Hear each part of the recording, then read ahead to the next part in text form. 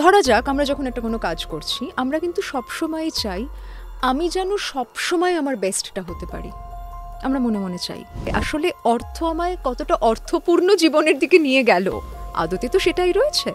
খেটে খাওয়া মানুষদের ক্ষেত্রে সেটা একরকম, ফলে তো যার যোগান এমনি স্বল্প, অল্প লইয়া থাকি তাই মোর যাহা যায় তাহা যায়।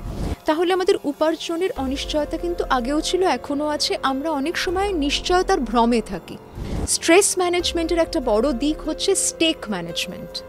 আমাদের রাগ যখন অন্যের ওপরে আমরা অনেক সময় বার করতে পারি না, সেই রাগ নিজের প্রতিও একটা ধ্বংসাত্মক রূপ নিতে পারে। আমার চাকরি চলে যেতে পারে সঙ্গীতা, আমার সিভি থেকে এগুলো কিন্তু উধাও হয়ে যায়নি। আজকে যদি তুমি বাড়ি ফিরতে গিয়ে দেখো যে রাস্তা দিয়ে তুমি ইউজুয়ালি ফেরো সেই রাস্তাটা খোঁড়া হয়েছে, তুমি কি আর বাড়ি ফিরবে না? অ্যাংজাইটিকে তুমি যার ওপরেই ধরবে সঙ্গীতা, তার চেহারা বদলে যায়। যে সংলাপকে এড়িয়ে গেছি সে সংলাপের মুখোমুখি আসতে হবে।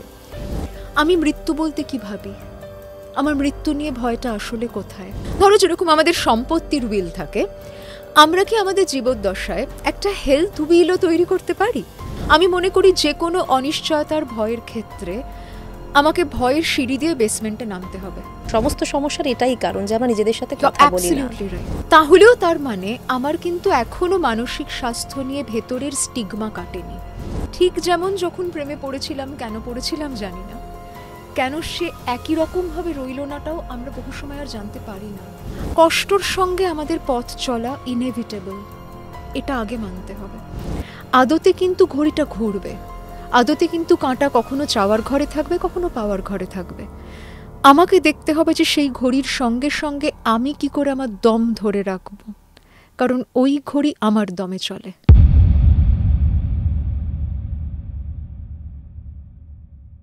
সঙ্গে সঙ্গীতায় আপনাদের সঙ্গে আমি সঙ্গীতা। আজকের এই পডকাস্টে আমাদের সঙ্গে রয়েছেন মনোবিদ অনুত্তমা বন্দ্যোপাধ্যায়। বুঝতেই পারছেন, আজ আমরা মনের কথা বলবো, মনের অনিশ্চয়তার কথা বলবো। আমাদের প্রত্যেকের জীবনে কিছু না কিছু অনিশ্চয়তা অবশ্যই থাকে। হয়তো আমরা কেউই বলতে পারবো না যে আমাদের জীবনে কোনো অনিশ্চয়তা নেই, কিন্তু সেই অনিশ্চয়তার মধ্যে দিয়ে কিভাবে ভালো থাকা যায় তারই উত্তর খুঁজবো আজকের এই পডকাস্টে। সঙ্গে থাকুন।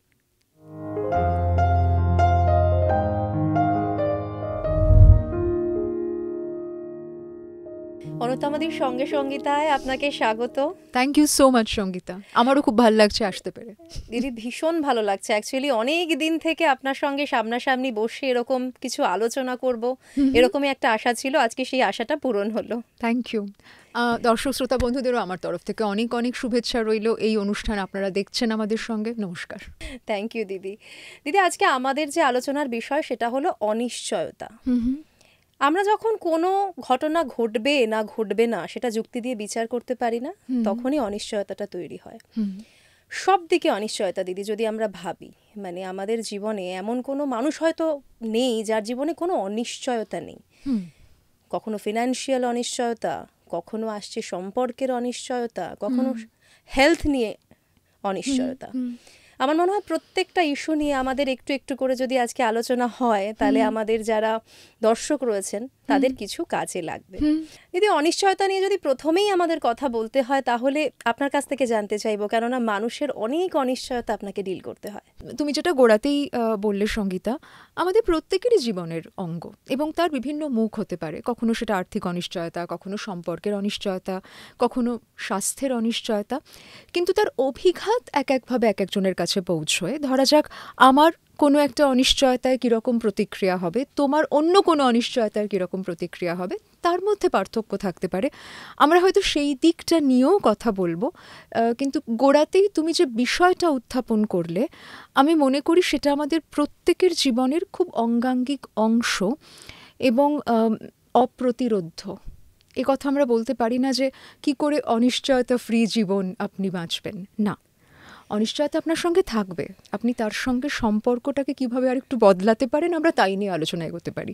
অনিশ্চয়তার সঙ্গে কি করে আমরা বন্ধুত্ব করে নেব, অনিশ্চয়তাটাকে কিভাবে আমরা নিজেদের জীবনের অঙ্গ করে নিজেরা ভালো থাকতে শিখে যাব, সেটা আমাদের কাছে গুরুত্বপূর্ণ। মানে অঙ্গ হয়েই আছে। হ্যাঁ, মানে আমরা সেটা মেনে নেব যখন আমরা মেনে নেব। কারণ সত্যি তো দিদি, আমরা মানতে পারি না যে অনিশ্চয়তা কোনোভাবে আমাদের লাইফে থাকবে। আমরা তো সবসময় পারফেক্ট একটা লাইফ চাই, যেখানে কোনো অনিশ্চয়তা থাকবে না, যেখানে সবকিছু পিকচার পারফেক্ট হবে। আলটিমেটলি হয় না। খুব ইম্পর্ট্যান্ট একটা কথা তুমি বললে এক্ষেত্রে সঙ্গীতা, এই যে পারফেকশনিজম, দেখো আমি একটা কোনো কাজ নিখুঁতভাবে করব, আমরা উৎকর্ষতার দিকে এগোবো, এটা তো খুব ভালো দিক। এই পারফেকশনিজমে কিন্তু কখনো কখনো আমাদের ট্র্যাপ তৈরি করে দিতে পারে। যেমন আমি যদি কয়েকটা বাক্য বলি, শুনতে হাস্যকর লাগতে পারে, কিন্তু ভাবলে দেখবো আমরা এগুলো মনে মনে চাই। ধরা যাক আমরা যখন একটা কোনো কাজ করছি, আমরা কিন্তু সবসময়ই চাই আমি যেন সবসময় আমার বেস্টটা হতে পারি, আমরা মনে মনে চাই। আমরা যখন কোনো একজন মানুষের সঙ্গে আমাদের সম্পর্ককে দেখছি, আমরা কিন্তু চাই যে ও যেন সবসময় আমায় সবচেয়ে বেশি পছন্দ করে, আমিও যেন সবসময় ওর কাছ থেকে সবচেয়ে ভালোটাই পাই। বা ধরা যাক আমরা যখন নিজেদের জীবনেও কোনো কিছু প্রত্যাশা করছি, আমি ঠিক যেমনটা চেয়েছি তেমনটাই যেন পাই। আমরা কিন্তু কোথাও কোনো ধরনের ভেরিয়েশনের রুমই রাখছি না, আমাদের প্রত্যাশার মধ্যেই রাখছি না। আমাদের প্রত্যেকটা পারফেকশনিজমের যে ইচ্ছে, সে ইচ্ছের মধ্যে তো তাহলে বাস্তবিকতার ফারাক রয়েছে, সেইখানে কোথাও একটা আমাদের ফারাক তো ভাবনার অনেকটা হয়ে যায় কখনো কখনো, বিরাট বিরাট ভাবে থাকে। তখনই আমাদের সেটা সামলে উঠতে অসুবিধা হয়ে যায়। আমাদের ফারাক থাকছে কারণ আমরা বাস্তবিকতায় কি হচ্ছে দিয়ে দেখছি না, আমি ধরে নিচ্ছি এটা আমি যখন চেয়েছি কেন হবে না। ওই মোমেন্টে যেহেতু আমার কাছে আমার চাওয়াটার খুবই আধিক্য আছে, প্রাধান্য আছে, এবং আমি তাকে নিখুঁতভাবেই পেতে চাইছি, আমি নিখুঁতের সঙ্গে কোনো ধরনের কম্প্রোমাইজ চাইছি না। যে মুহূর্তে সেখানে কোথাও একটা এদিক ওদিক হচ্ছে, আমরা ভীষণভাবে অভিঘাতের মধ্যে দিয়ে যাচ্ছি, ভীষণ ভেঙে পড়ছি। এবং অনিশ্চয়তার নিরিখেও যেটা বলার, আমরা সবসময় চাইছি আমার কাছে যে সুখ এলো, যে আনন্দ এলো, ওটার পুনরাবৃত্তি এইভাবেই হোক, কন্টিনিউয়াস হতে থাকুক। হ্যাঁ, আমরা কিছুতেই চাই না সেখানে একটু বদল ঘটুক। ধরা যাক আমরা এখানে সুন্দরভাবে পডকাস্ট শ্যুট করছি, এক্ষুনি যদি লোডশেডিং হয়, আমাদের একবার তো কাটতে হবে, একদম। আবার নতুন করে শুরু করার আগে আমরা কি এটা চাই? চাই না। কিন্তু হতে কি পারে না? অফকোর্স হতে পারে। এটা বলার কারণ আমাদের কোনো ধরনের ধারাবাহিক ভালো থাকায় ছেদ পড়ুক আমরা চাই না। আর জীবন সেই পরীক্ষাতেই আমাদের বারবার ফেলবে, কারণ এটা ভীষণ রিয়ালিটি, এটা তো ঘটবেই। একই রকম কি বা থাকে বলো? Change is the only constant, অতএব চেঞ্জ তো হবেই, কিছু করার নেই। কিন্তু দিদি তার মধ্যেও আমাদের ভালো থাকতে হবে, ভালো থাকার রাস্তাটা খুঁজতে হবে। আজকে প্রথমে দিদি আমরা ফিনান্সিয়াল দিকটায় আসি, ফিনান্সিয়াল অনিশ্চয়তা। আজকের দিনে দাঁড়িয়ে আমার মনে হয় এই অনিশ্চয়তাটা মানুষের জীবনে অনেকটা বড়, এবং হয়তো ম্যাক্সিমাম মানুষ রিলেট করতে পারবেন, তাদের মনে কোথাও না কোথাও ফিনান্সিয়াল অনিশ্চয়তা রয়েছে। আমাদের সমাজে তো একটা শ্রেণী রয়েছে যারা হয়তো সব দিক থেকে এই সমস্ত অনিশ্চয়তা থেকে দূরে, হয়তো এখানেও, জানি না তাদের আছে কিনা, কিন্তু বেশিরভাগ মানুষ, তাদের তো খেটে খেতে হয়। কিন্তু আমাদের বর্তমানে যা সামাজিক পরিস্থিতি চলছে চারিদিকে, আমি ওভারঅল আমাদের দেশের কথা বলছি না, আমি পুরো পৃথিবীর কথা বলছি, সেখানে দাঁড়িয়ে মানুষের কোথাও না কোথাও একটা ভয়ঙ্কর ফিনান্সিয়াল অনিশ্চয়তা তৈরি হয়েছে, একটা ইনসিকিউরিটি তৈরি হয়েছে। এখান থেকে তারা বেরোবেন কি করে, কিভাবে ডিল করবেন? ঠিকই, কারণ প্রত্যেকের তার তার নিজস্ব যে অবস্থান, সেখান থেকে অনিশ্চয়তার চিত্রটা আলাদা হয়ে যেতে পারে। কিন্তু আর্থিক অনিশ্চয়তার মধ্যে মূলত যেটা থাকে, অর্থ আমায় যা যা আনন্দ এনে দিচ্ছে, আমি তার সঙ্গে বিচ্ছিন্ন হতে চাই না। আদতে তো সেটা শুধু টাকাটা নিয়ে আমি কি করবো? আমরা তো ডিমনিটাইজেশনের সময় দেখেছি যে টাকা যদি অচল হয়ে যায়, ওই টাকা দিয়ে আমার কোনো লাভ হয় না। তাহলে আর্থিক মধ্যে আসলে অর্থ আমায় কতটা অর্থপূর্ণ জীবনের দিকে নিয়ে গেল, আদতে তো সেটাই রয়েছে। সেই জায়গায় দাঁড়িয়ে আমি বলবো আর্থিক অনিশ্চয়তা নিশ্চয়ই আমাদেরকে উদ্বিগ্ন করবে, এবং কথা আমরা অবশ্যই মানব যে আমাদের অর্থের প্রয়োজন আছে। আমাদের যে লোকেশনেই আমরা থাকি না কেন, যেটা তুমি সুন্দর বলছিলে যে খেটে খাওয়া মানুষদের ক্ষেত্রে সেটা একরকম, ফলে তো যার যোগান এমনি স্বল্প, অল্প লইয়া থাকি তাই মোর যাহা যায় তাহা যায়, কিন্তু যে অনেকটা বেশি নিয়ে থাকছে তার হয়তো এক্ষুনি ওই রকম ইম্প্যাক্ট পড়লো না, তার অন্য রকমের ইম্প্যাক্ট পড়তে পারে, তারও পড়ে না এরকম। ইম্প্যাক্ট তো পড়ছে দিদি, হ্যাঁ ইম্প্যাক্ট পড়ছে, কেননা আপনি যদি শেয়ার বাজারের দিকে এখন লক্ষ্য করেন, তাহলে সেখানে কিন্তু ধসে পড়ছে সব দিক থেকে।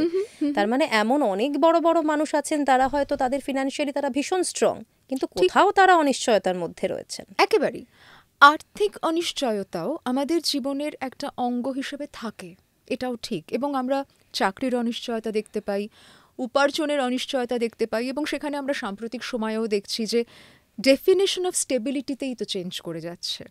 আমরা দেখেছি যে এই রকম চাকরি মানে খুব স্টেবল, আমরা কি সেটা বলতে পারছি? আমরা যে সময় দাঁড়িয়ে আজকে কথা বলছি তাতে পারছি না। একইভাবে আমরা যদি আন্তর্দেশীয় রাজনীতিও দেখি, সেখানেও পরিস্থিতি একরকম নয় সঙ্গীতা। সেখানেও আমরা দেখতে পাচ্ছি যে বহু ভারতীয় তারা জানেন না তাদের এই দেশে আর চাকরি থাকবে কিনা। এই যে একটা পরিস্থিতির মধ্যে দিয়ে আমাদের যাওয়া, তাহলে আমাদের উপার্জনের অনিশ্চয়তা কিন্তু আগেও ছিল, এখনও আছে। আমরা অনেক সময় নিশ্চয়তার ভ্রমে থাকি। আমরা ভাবি যে এই জায়গায় যদি আমি একবার চাকরিটি পেয়ে যাই, ব্যাস কেল্লা ফতে, কিন্তু কেল্লা ফতে হয় না। সেটা তো আমরা একদম আমাদের এখন চোখের সামনে রয়েছে এই এক্সাম্পলটা। মানে এই যে 26,000 সরকারি চাকরি চলে গেল, মানে কেউ কোনোদিন ভেবেছিল মানে এই অনিশ্চয়তাটা তো হওয়ার জায়গাই ছিল না একেবারে, কিন্তু একদম আকস্মিকভাবে চলে এলো। ঠিক।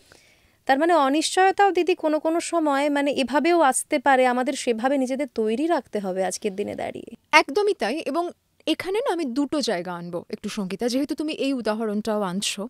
কারণ বহু সময় আমাদের অনেক যন্ত্রণা, আমাদের অনেক না পাওয়ার ক্ষেত্রে একটা সিস্টেমেরও বড় ভূমিকা থাকে। সেখানে শুধুমাত্র ব্যক্তিকে যদি আমি তার গোটা দায়িত্ব নিয়ে নিতে বলি, তাহলে না অ্যাকাউন্টেবিলিটির গল্পটা খুব ঘেঁটে যায়। আমি বলবো যে আমাদের সমবেতর দায়িত্বর দিকেও তাকাতে হবে, ব্যক্তির দায়িত্বের দিকেও তাকাতে হবে। সমবেতর দায়িত্বের দিকে আমরা যে যে ক্ষমতাই নিয়ে কাজ করি না কেন, সেখানে প্রশাসন থাকবে, সেখানে আইন থাকবে, আমাদের প্রত্যেকের কিছু কিছু নিজস্ব কুক্ষিগত ক্ষমতার ঘর আছে। আমাদের সে ঘর গোছাতে হবে, তার কারণ সেই ঘরের সঙ্গে আরও অনেকে সংযুক্ত। সেখানে কখনো বেনো জল ঢুকবে না, কখনো কোনো সমস্যা হবে না, এটাও আবার আমরা বলতে পারি না।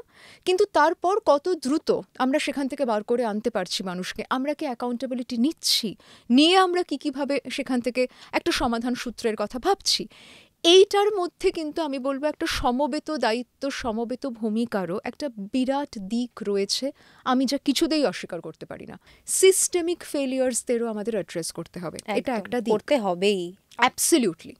আরেকটা দিক হচ্ছে, যখনও অবধি গোটা বিষয়টার সমাধান হলো না, একটা অসুবিধাজনক পরিস্থিতি তৈরি হয়েছে, একটা বিপদ এসেছে, নিশ্চয়ই কাঙ্ক্ষিত ছিল না কিন্তু ঘটেছে, যতক্ষণ না সেখান থেকে আমরা পার হতে পারলাম, আমরা কি করে এই নৌকার দাঁড়টা ধরে রাখবো, হাওয়া আমার হাতে পুরোপুরি নেই, এটাও জীবন। কারণ সেই মুহূর্তে আমাদের মনে হতে পারে হাওয়ার হাতেই ছেড়ে দিতে হবে, না, হাওয়ার হাতে পুরোপুরি ছাড়লে তো হবে না। আমরা দেখব যে ওই সময় দাঁড়িয়ে আমরা এই অনিশ্চয়তার সঙ্গে, ধরা যাক যে ফাইন্যান্সিয়াল অনিশ্চয়তার কথা তুমি বলছো, সেখানে ফাইন্যান্সিয়াল প্ল্যানিংয়ের একটা ভূমিকা থাকে। আমি যেরকম বহু সময় আমার ওয়ার্কশপের ক্ষেত্রে বলে থাকি যাদের নিয়ে কাজ করি, যে স্ট্রেস ম্যানেজমেন্টের একটা বড় দিক হচ্ছে স্টেক ম্যানেজমেন্ট। জানিয়ে তোমার স্টেক বেশি সঙ্গীতা, তা নিয়ে তোমার স্ট্রেস হবে। তোমার কোনো পডকাস্ট ভালো হলো কিনা নিয়ে তোমার স্ট্রেস হবে, কিন্তু যেটা তোমার কাছে অত গুরুত্বপূর্ণ নয় তা নিয়ে তোমার স্ট্রেস হবে না। তাহলে আমরা যদি খুব স্টেক বাড়িয়ে দিই, ধরা যাক আমি একটা চাকরি পেলাম, আমি যদি একেবারে খুব একটা বড় সড়ো গোদা উদাহরণ দিই, যেই আমি একটা চাকরি পেলাম, আমার মনে হলো ও তাহলে তো এটা ভীষণ স্টেবল একটা অর্গানাইজেশন, সেটা বেসরকারিও হতে পারে বা সরকারিও হতে পারে, তার মানে সব ঠিকঠাক, আমার এই বেতন, আমি এক্ষুনি এতগুলো ইনভেস্ট করে ফেললাম, এক্ষুনি এতগুলো খরচায় জড়িয়ে গেলাম। এমন অনেক খরচা আছে যেটাকে আমি এক্ষুনি চাইলেও আটকাতে পারবো না। ধরো পরিবারে কারুর স্বাস্থ্য সংক্রান্ত কিছু দায়িত্ব, বা সন্তান বা অন্য কারুর শিক্ষা সংক্রান্ত কোনো দায়িত্ব, সেগুলো আলাদা কথা। কিন্তু আমরা জানি যে আমরা শুধু সেটারই সঙ্গে পথ চলি না।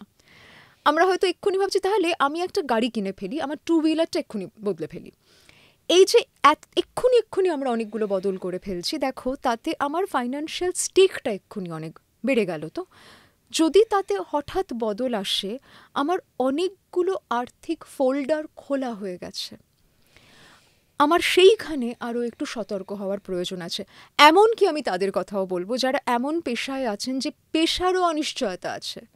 ধরো আমি একজন সঙ্গীত শিল্পী, ধরো আমি অভিনয় করি, আমি এই মুহূর্তে একটি সিরিয়ালে কাজ করছি, আমি অনেক টাকা পাচ্ছি, যদি বন্ধ হয়ে যায়, কাল যদি কাজ না পাই, এবার এই সিরিয়ালে আমি অনেক টাকা পাচ্ছি বলে আমি যদি এক্ষুনি এমন একটা ফ্ল্যাট কিনি যার অনেক টাকা ইএমআই, তখন তো আমার স্টেক বেড়ে গেল, তখন আমায় ধার করতে হতে পারে। এবং আমরা কিন্তু আমাদের শহরে খুব সাম্প্রতিক সময় একটু ট্রিগার অ্যালার্টও দেব, শুনতে অসুবিধে হলে আমরা একটু বিচ্ছিন্ন হব, আমরা অনেক ধারজনিত সুইসাইড দেখছি, ঘটছে তো এরকম ঘটনা দেখছি। কারণ সেখানে আমাদের মনে হচ্ছে আমি যদি না থাকি, অন্তত আমার পরিবারের ওপর গিয়ে এটার চাপ পড়বে না, একেবারে পরিবার সমেত চলে যাওয়ার প্রবণতাও বেড়ে যাচ্ছে, সেটাও রয়েছে। আবার অনেক সময় হয়তো সেই মানুষটি পরিবারকে বলতেই পারেনি আমি এত টাকা ধার নিয়েছি, এবং আমরা দেখছি সেই মানুষটি আর নেই, পরিবারের কাছেও কোনো উত্তর নেই কেন চলে গেল, কিন্তু তাদের সেই দায়টা রয়ে গেল। একদম। এই যে গোটা গল্পটা, সেখানে আমার মনে হয় আবারও আমার যারা এমপ্লয়ার তারা কীভাবে সিস্টেমকে আরও বেশি সমৃদ্ধ করবেন তাই নিয়ে আন্দোলন হোক, তাই নিয়ে কথোপকথন হোক, তাই নিয়ে সিস্টেমিক রিফর্ম হোক, আমি মনে করি প্রত্যেকটার প্রয়োজন আছে, এবং সেটা সুসংহতভাবে হোক।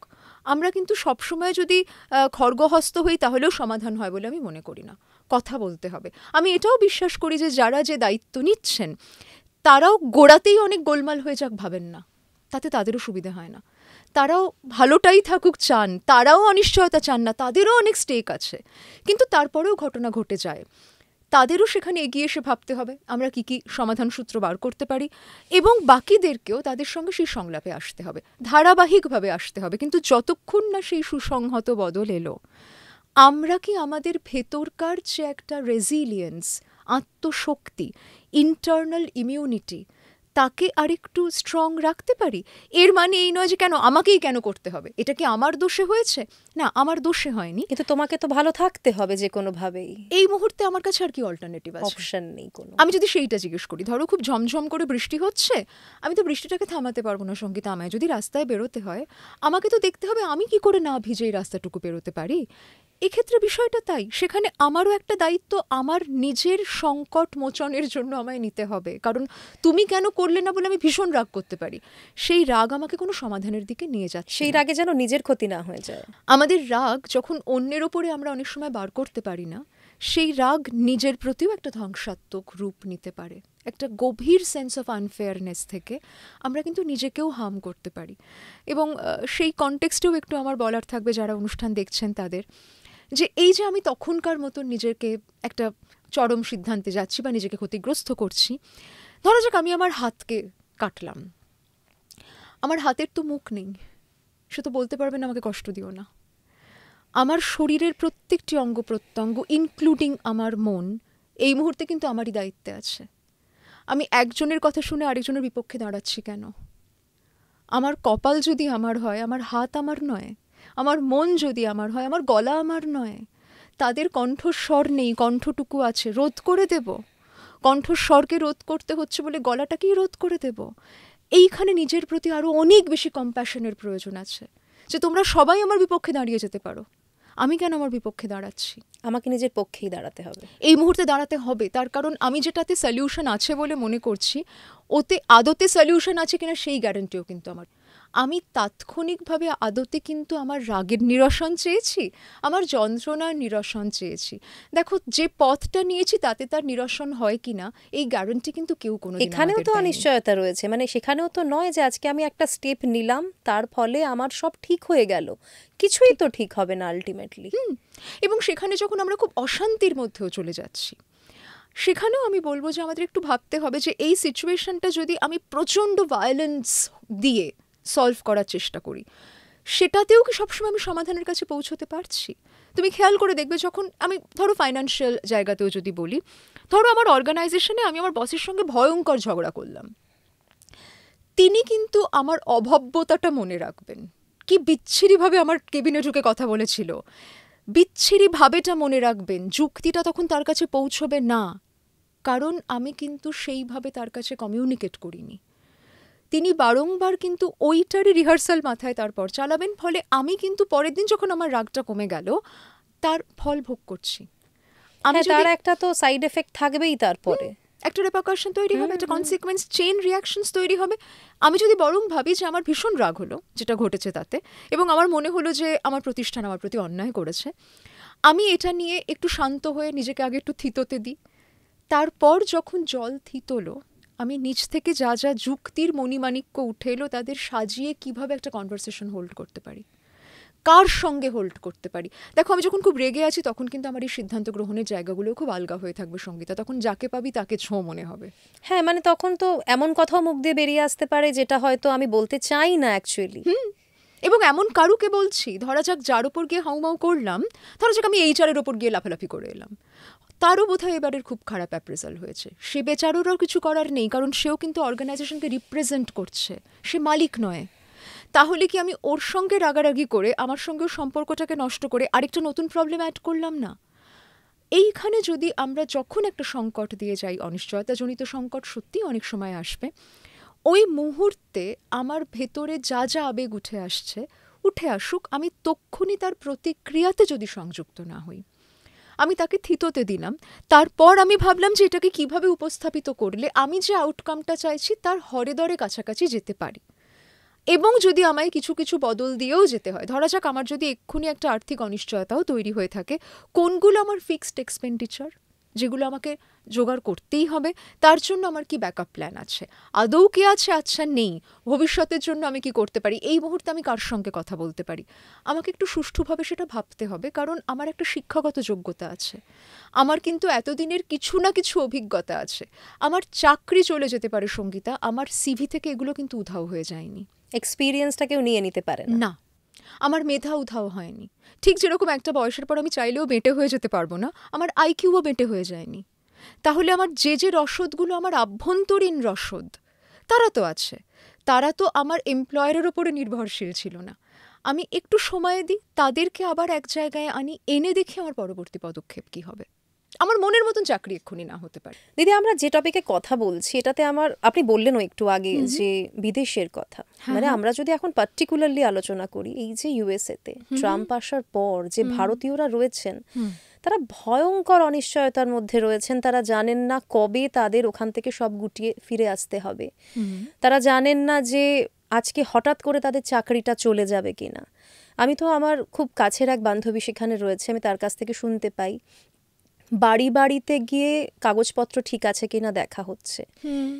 তারা হয়তো সেখানে বাড়িঘর কিনে ফেলেছেন, তারা সেখানে আছেন বহু বছর ধরে, কিন্তু এই ভয়ঙ্কর অনিশ্চয়তা তারা তো ডিজার্ভ করেন না, কিন্তু তাদের পেতে হচ্ছে। তাদের একটাই প্রশ্ন, কি করব বুঝতে পারছি না। খুবই পরিস্থিতি কঠিন, এবং তুমি যাদের কথা বলছো তারা একভাবে সেটার মধ্যে দিয়ে যাচ্ছেন। একটা বড় আর্থিক অনিশ্চয়তা ভারতীয়দের ক্ষেত্রে এবং অন্য দেশের মানুষ যারা ওখানে রয়েছেন কর্মসূত্রে, একাডেমিক সূত্রে, ইভেন একাডেমিয়াও ভীষণভাবে অ্যাফেক্টেড যতটা জানা যাচ্ছে। রিসার্চ করছেন যারা, তাদের গ্রান্ট নিয়ে সমস্যা হচ্ছে, আরও নানা দিক। কুইয়ার মানুষজন, এলজিবিটিকিউ মানুষদের জীবন দুঃসহ হয়ে উঠছে প্রায়, যা সব নিয়মকানুন আসছে তাতে। এটা একটা খুব বৃহত্তর ছবি। আবারও এই কনটেক্সটে আমি বলবো, এই মুহূর্তে দাঁড়িয়ে আমি ঠিক যেটুকু হচ্ছে এবং তার প্রেক্ষিতে আমার যা করার আমি সেটা করি। যখন আমরা খুব কঠিন সময় দিয়ে যাই, পলিসিতে নানান বদল আসতে পারে বুঝতে পারছি, আমি আজকে দাঁড়িয়ে পরের মাসে ওটা ঘটলে কি হবে ভাবতে গেলে কিন্তু আরও বেশি খারাপ থাকবো। আজকে আমাকে যেটার মধ্যে দিয়ে যেতে হচ্ছে, আমি আগে সেই সামালটুকু দিই। আমি এটা অনেক সময় থেরাপিতেও বলি যে আমার ব্রেকফাস্টের প্লেটে আমি এখনই ডিনার সার্ভ করব না।